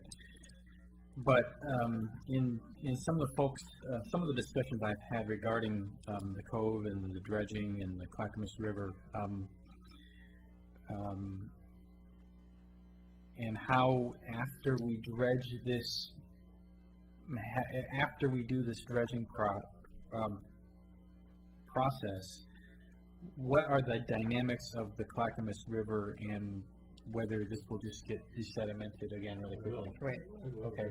So, and what happens after this particular dredging project? I think we should probably look at the big picture and not just what happens with this dredging process, but what happens with the mouth of the Clackamas River or the Clackamas Cove after this happens. Our Habitat Task Force, I think, was part of that discussion. And what I'd like to actually propose, my career back in Michigan in the 90s was as a watershed planner, and there was always an emphasis on river systems are in fact systems, and when you make an intervention in a system, you want to know what the system's doing. And it has been pointed out to me that on this stretch of the Clackamas River, we really don't know. There's never been a hydrologic and hydraulic analysis of the dynamics of the Clackamas River. And I would like to propose a work session item on that and invite perhaps Mr. Jansky, who I understand worked on this project, and Mr. Craven, invite them to a work session and just start talking about the bigger picture of the river, and whether it might be an idea, if we're going to engage stakeholders specifically, to engage them in that bigger picture on perhaps, the city of Gladstone and the county, maybe some of the water districts who draw from the Clackamas River, Fort Fisher. I mean, just, those kind of stakeholders on perhaps thinking about getting such a hydraulic and hydrologic modeling study of the lower Clackamas River done. So you're recommending postponement and further in a different... Well, I don't know if I'm recommending postponement, and maybe I'm recommending something parallel and complementary. That we have a work session on this idea of doing that hydraulic and hydrologic study of the lower Clackamas River. And maybe these gentlemen, who have worked on this would enlighten us and give us some wisdom on whether we should postpone or move ahead. I mean, it's way above my pay grade, and I'd like to hear what they actually have to say on this. Now that we have the permit in hand and we have a couple of years on whether we have to, do it. Let's get the folks who know about, what they would recommend for us. That's going to be a time crunch. It is, and we've talked about this a lot amongst the project team, because one of the first things we talked about was, well, what's going to happen in 5 years? Are we going to have to spend this kind of money every 5 years? And it's a really complicated model. It's going to cost a whole lot of money to do a complete hydraulics model on that area, because there's so many variables. And just to get the data to establish the boundaries for the model is going to be very expensive with surveying. And we did some modeling when we did the Clackamas River Bank Stabilization Project, so we've tried to use that information as much as possible. We even did some of the work that was done for the transient dock, tie-up dock. We've gotten some of the elevations of the bottom of the river, but again, they change so often. So I just want we have talked about this, and what the decision was made was to go ahead and do this and use it as a model. Because the other thing is it could be different every year with different flows and different flood events, et cetera. So it's something that we've always talked about, what do we do next? And this would be let's do this, see how it does, and see if we can have a real life model of what kind of transports are going to occur. But then again, you have to recognize all the variables. So I'm not saying that's not a good idea. I am just suggesting that it would be costly, and we need to again then look at where would we find that in our budget as well. And that's to me, those precise questions are something that I'd like to discuss at a work session, with the costs, the complexity. But I think it does merit discussion. Okay, so to know how to proceed, I think the question before us is, do we find the funding for this year, or do we delay it while we deal with the issues on the table? Whether, when, who pays? So that's a recommendation from staff. I would prefer to, I don't see a particular pressing need to go forward this year. Is that a motion, please? Okay, I would move to defer the Clackamas River dredging project till 2011, and concurrently ask staff to organize a work session to discuss where we stand with the dredging permit, and talk about hydrologic and hydraulic modeling of the Clackamas River with relevant stakeholders. Is there a second to the motion? Second. Moved by Commissioner Sita, seconded by Commissioner Smith. Yes, right. I see you as speaker. I think the question I would have first is that this has a very date specific. Is that okay? Is that the flexibility that we would I'm need? sorry, I missed the date. He said 2011. Oh, Delay it, so it's a 1 year delay essentially, right? What's this one? Well, they moved it. Yeah, and I mean, we know if 2011 rolls around, we could certainly change it or move it up this. Exactly. I just wanted to make sure that you knew that date was in there. Okay, under discussion, Commissioner Neely. Is $125,000 budgeted in the current year? Yes, it is. yes, it's actually been budgeted for last year, and then we projected how much, because we thought we were going to get a permit a year ago. And then we projected how much we might spend by June 30th and then extended it into next year. I'm gonna put my preference, and I don't know if you wanna include an amendment that we can do in the budget document. I could see that same 125,000 carried over. I would accept that as a friendly The amendment. next year after that, depending on the outcome of the process. Okay, there, we have added to the motion, because the first and second are both, agreed that, the 125,000 budgeted rolls over, project isn't completed. Any further discussion? Seeing none, the vote please, Nancy. Neely? Aye. Commissioner West? Aye. Commissioner Smith? Aye. Aye. Mayor Norris? Aye, motion passes 5-0. Next, we have the consent agenda, I believe. And may I have a motion for adoption of consent agenda? Move for approval. Second. Moved by Commissioner West, second by Commissioner Smith. On the consent agenda, Nancy, the vote please. Commissioner Lucia? Aye. Sorry, Neely? Aye. Commissioner West? Aye. Commissioner Smith? Aye. Commissioner Lucia? No, just joking. Aye. Mayor Norris? Aye, motion passes 5-0. Next, we're into reports. First, we'll go to City Manager. Thank you, Your Honor. First thing I want to do is pass out to you my first memo, and it's a written memo. This came to me, the issue was brought to my attention by Commissioner Maceda from a constituent regarding the city's interpretation of an ordinance that basically governs the applications for appointees and employees and elected officials, candidates for elective office who fill out a questionnaire essentially and submit to a criminal background check. So you know about that, and I have underlined only one sentence toward the bottom of the memo that indicates the change that we'll be making, and it's I guess somewhat of a significant change if you're expecting a background check for elected officials for office. There are other avenues for that, and I think the media scrutiny and public scrutiny and opposition research, if you have an opponent, would reveal those, as well as a number of other mechanisms that are available to people. So I really am not totally comfortable with our city staff doing that kind of investigation on our candidates. However, when it comes to appointees and employees, we're going to continue to do that because essentially nobody else is going to be doing it if we don't.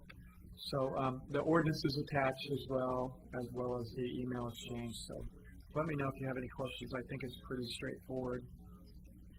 And then one last thing I had was just to give you a quick update on the Westland Bridge. I'm sorry. I am so sorry about that. Mr. Wayner, you may get out of that by calling it the Archbridge if you like. Well, I was actually going to call it the Oregon City / Westland Bridge. Archbridge will go. And Commissioner Neely. Okay. I don't agree with this. I mean, I saw, the request came from an attorney in the city. I don't see why we can't ask the candidates. Doesn't mean you have to do any work, but that they do in fact reveal whether they have. Well, I would like to encourage you to take a minute to read the ordinance, the language in the ordinance, and then after that, if you've got questions, you can bring it back to my attention. It gives the manager the discretion whether or not to require that on the application. And I don't think that's a thing. I don't think that's a discretion the manager should have. Well, it's your ordinance, so if you want to change it, I'm okay with that too. You can have the discretion instead of me. I don't necessarily want it. It's just there. There are also some legal issues that you might want to give me a call because there are some legal issues behind that I have concerns with, and I think the city attorney does as well. So there's rationale to the seeming madness.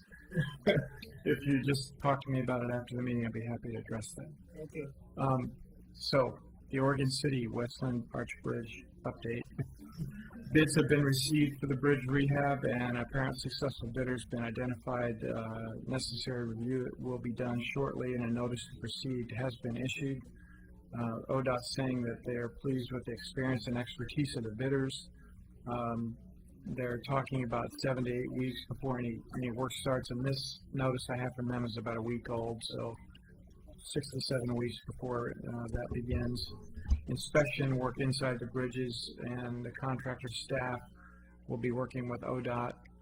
The purpose is to assess the condition of the steel inside the arches, and measurements are being taken and reviewed to determine needed repairs.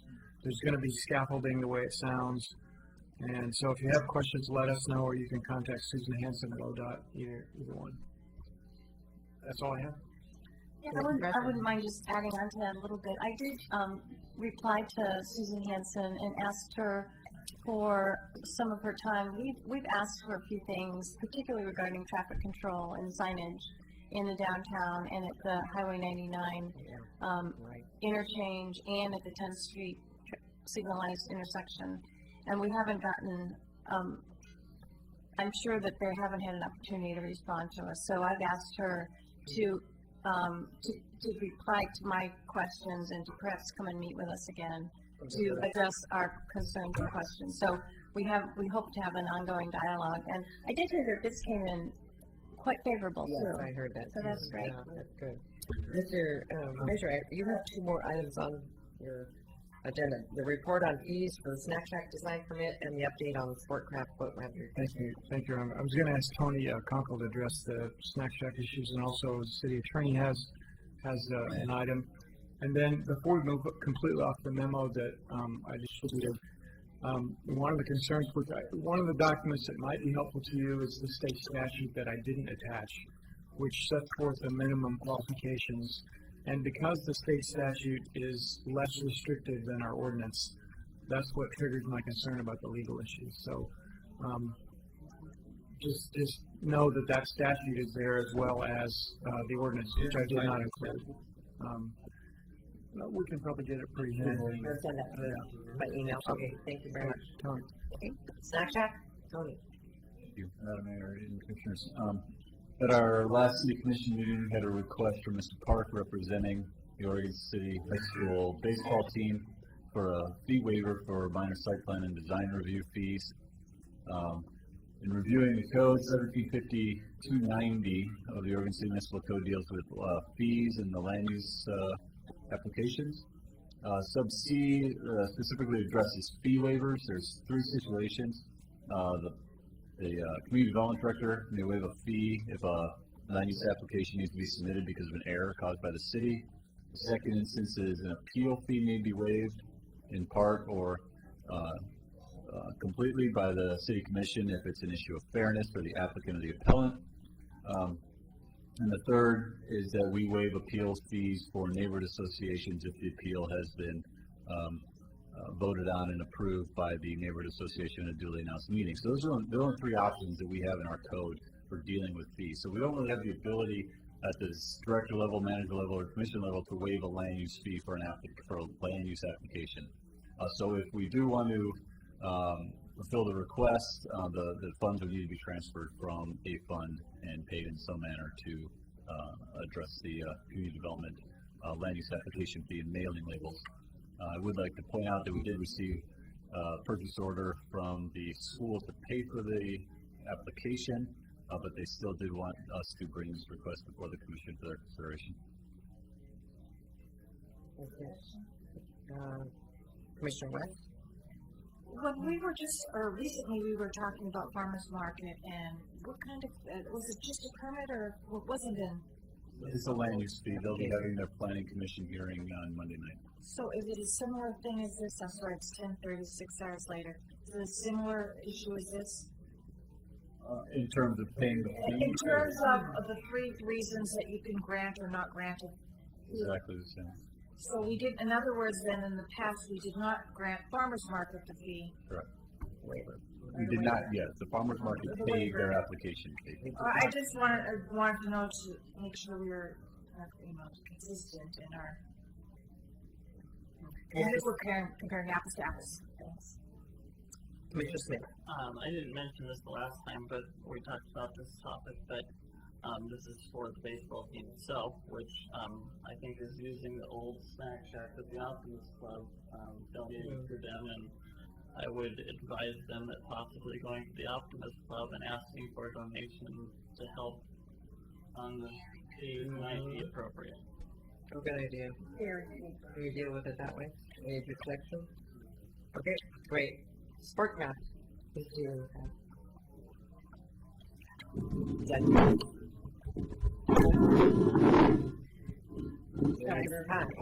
We're playing with the mics here. I'm just here to give you a brief update on the Sportcraft, the ramp replacement project. We gave you a brief update at the budget committee meeting. We are getting ready, well actually Public already has this.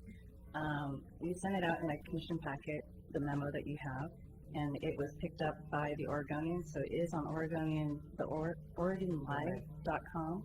It will also be that same tidbit of the story will also be in this weekend's Saturday community section of the Oregonian. The update is that we are delayed by 1 year. We've been in process of permits with the Corps of Engineers and it's a joint permit with DSL for 3 years. It's a slow-moving process with lots of reviews, lots of analysis, lots of reports. We are there almost. We have one more review. So as soon as that review is finished, it could be 2 weeks to several months. But we are very close. We have acquired all the funding necessary to get this project underway. The in-water project timeframe will be July through October 2011. And so we are in the process. Once those permits are finished and completed, and we have them in hand, we can move forward with construction documents, bidding, and obtaining a construction company to move forward in that in-water timeframe. Thank you. Any questions of Denise? Thank you very much. Any further? Mr. Beiser. Yes, Madam Mayor, Commissioners, I wanted to bring to your attention an email that the Court of Appeals issued an opinion on the challenge to the city's stormwater system. If you remember, several weeks ago we talked about the stormwater system and noted that the Circuit Court had upheld DEQ's issuance of the permit to Oregon City as well as a number of other jurisdictions in Portland metropolitan area, and just last week the Court of Appeals issued its opinion affirming the DEQ, and essentially I think to reduce it to its nub, the argument was that the stormwater permits should have had a numerical limitation on pollutants that were included in stormwater. DEQ did not impose that, and the Court of Appeals had agreed with DEQ. So I just wanted to give you a quick summary. As we mentioned, we're working our way through the next round of stormwater permits, and it's been ramped up to even higher levels of attention that DEQ is paying to them, but there's still no numerical limits. So, thank you for the report. My report is that I will reappoint Scott Phil Metzger to the Transportation Advisory Committee beginning now and ending in December 2012. Any further reports from commissioners? Commissioner Neely. I serve as the alternate to the Impact Committee. The process of the establishment of urban and rural reserves is continuing. I think the vote will probably be within the metropolitan impacts scheduled within the next 2 meetings. But there are still issues that are coming up, and various discussions are occurring, and one of which that apparently the question of developing a concept plan for an area, should a city jurisdiction not be willing to do it and a county not be willing to do it, that Metro could go ahead and do it, and there was strong objection by many of the members of NPAC that would be the case, that Metro doesn't have the capacity to do that kind of thing. It doesn't provide the infrastructure or anything of that nature.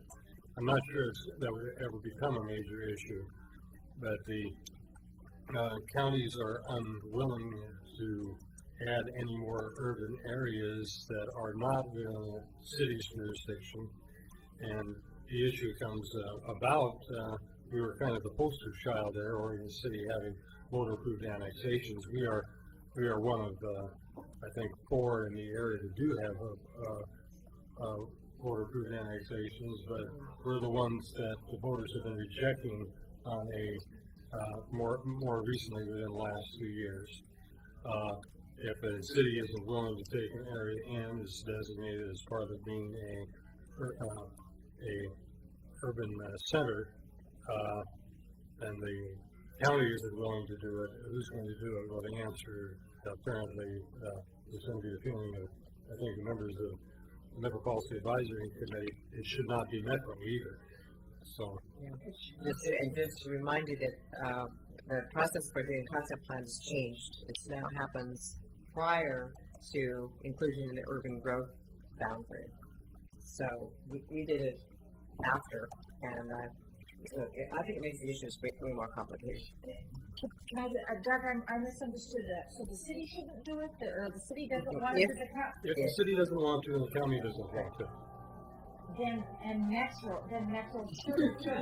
Well, it's in the discussion, the way it's written, that Metro would. The jurisdictions were arguing no, that Metro shouldn't either, because it doesn't do infrastructure planning or anything of that nature. Oh, okay. So it's not, it doesn't have those responsibilities in terms of providing services, so it should not be doing any of that. Who is going to do it? Like, that's the discussion, but I think where it is important is that you have differing views. That's where Doug and I need to take that back to Metro, because otherwise he and I would be arguing that it needs to remain with the local jurisdiction. Oh, okay. You want to weigh in? No, that's fine. We didn't run into the issue of city or county not wanting to do it at NPAC, so this is kind of something you have heard that probably come out of NPAC. Okay, thank you. But, yeah, we wanted to make sure that, because I think the original wording was that the county would do it, and then it got changed that language to the city. Cooperation equal, make sure everyone's on board with the city. To know how it sorts out, I guess. Okay, Commissioner Smith, do you have any events coming up? Yes, I do. A lot of events, and so I wanted to make a couple announcements about that. May 14th, 15th, and 16th will be a very busy day in Oregon City. Weekend. A busy weekend. Yeah, weekend. It's extremely busy for me. The Pioneer Family Festival will be hosted at Clackamas Park on May 14th, 15th, and 16th. It is a fundraiser for the Oregon City Optimist Club, which gives money to youth programs all throughout the city. I mentioned that earlier. But there's a lot of kind of community events happening throughout the whole weekend. You'll notice that Wednesday the 12th actually will start affecting the city. The boat ramp at Clackamas Park will be closed Wednesday, Thursday, Friday, Saturday, Sunday for the festival. The festival opens Friday, May 14th, 2 o'clock. It goes till 10 p.m. It's open again Saturday till 10 p.m. starting at 11 a.m. and Sunday 11 to 7. One of the main days, of course, of the festival is Saturday. We have a lot of new events going on actually this year. 10 a.m. on Main Street. Well, you'll note streets will close at 8 a.m. for the staging area from between 7th and 10th on Main Street will be closed. And then at 10 o'clock, most of the rest of Main Street will start shutting down. There's a dog walk on Main Street at 10 o'clock on the 15th, followed by the Teddy Bear Parade at 10:30. Hopefully followed by the Pooper Scooper. There is no catwalk, Jim, sorry. And you know, you can get some cats. I've invited some special guests to the parade. They're asking questions about why they're going to be there, et cetera, and I'm keeping that extremely vague. But there's 3 grand marshals for the parade, and I've asked the city manager to be a part of the parade, and a lot of people in Oregon City looking forward to meeting him, to seeing who he is and welcoming into Oregon City. The 15th just happens to be Law Enforcement Memorial Day, and so the police chief has committed to being in the parade as well. And our principal at Oregon City High School, Nancy Bushline, who received Principal of the Year award for the state, which is a big thing that we're proud of. So then also the Willamette Falls Walk Fest on Saturday in West Lynn, joining the two cities together using the Oregon City West Lynn Bridge. And they open at 9. They open at 9 over there. And also on the 15th is the Oregon City School Foundation auction at the Abernathy Center. Saturday we also have the skateboard competition at Clackamas Park. Sunday BMX competition. Lots of things going on. So if you're online, go to www.pioneerfamilyfestival.com or octeddybearparade.com. And the Friday night before, they can do an art walk on Main Street. Yes, yeah. Great. That's actually this weekend. Yeah. The art walk is coming up Friday, May the 7th. Thank you. Okay, Commissioner Nocita. 2 items, Madam Mayor. First item I have tonight is a pledge I need to make to the organizers of the upcoming Lock Fest.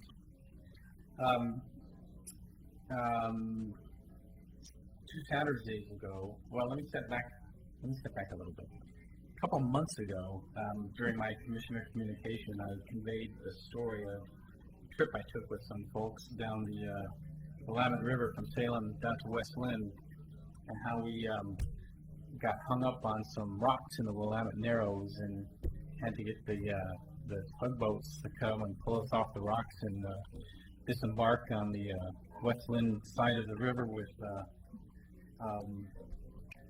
TV camera crews and helicopters flying around, and what a fun time it was when we all had to play dominoes with our life preservers on. So lo and behold, 2 Saturdays ago, I was on a sternwheeler cruise with a bunch of folks, and what should happen? But the sternwheeler broke down on us, and as was reported in the newspaper, and we got this nice poster today, we all broke out our life preservers and had some good times, and Mr. Chavez here helped us put the sternwheeler back in working order. And then we got back up to Johnstone Park and disembarked. And I was subjected to more than a little bit of ribbing because of the fact that I appeared to be the jinx on these sternwheeler cruises.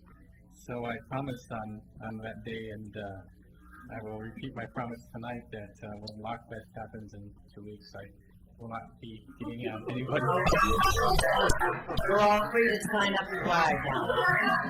I will be waving to everyone from the shoreline. So, good idea. So I won't be endangering anybody. So that's the humorous note. I also have wanted to say something that to me is I'm not as happy, but I do want to share my thoughts on it. Mr. Kabizman mentioned the recent Court of Appeals decision on the stormwater case, and as many of you know, that was pretty much my case. I organized that case. I developed some of the legal theories that we use in the case, and I started working on that stuff back in a paper in City Attorney Sullivan's class at Lewis and Clark when I was a law school student there in 2002. And embarked on what I didn't anticipate was going to be an 8-year odyssey, but turned into an 8-year odyssey. And it's a bit of a difficult thing when you put your heart and soul into something for that amount of time, and then lose so profoundly and completely as we have. And when I say we, I mean the petitioners, people I was associated in the case, because it's troubling to me just how completely the Court of Appeals, in my opinion, emasculated our state water quality statute in this decision. I was, on this particular case, the attorney for the Friends of the Court, the amicus curiae parties, And I had spent hours in our state archive researching the legislative history of our state water quality statute, going back to 1939 when the act was actually passed by initiative by the people of Oregon.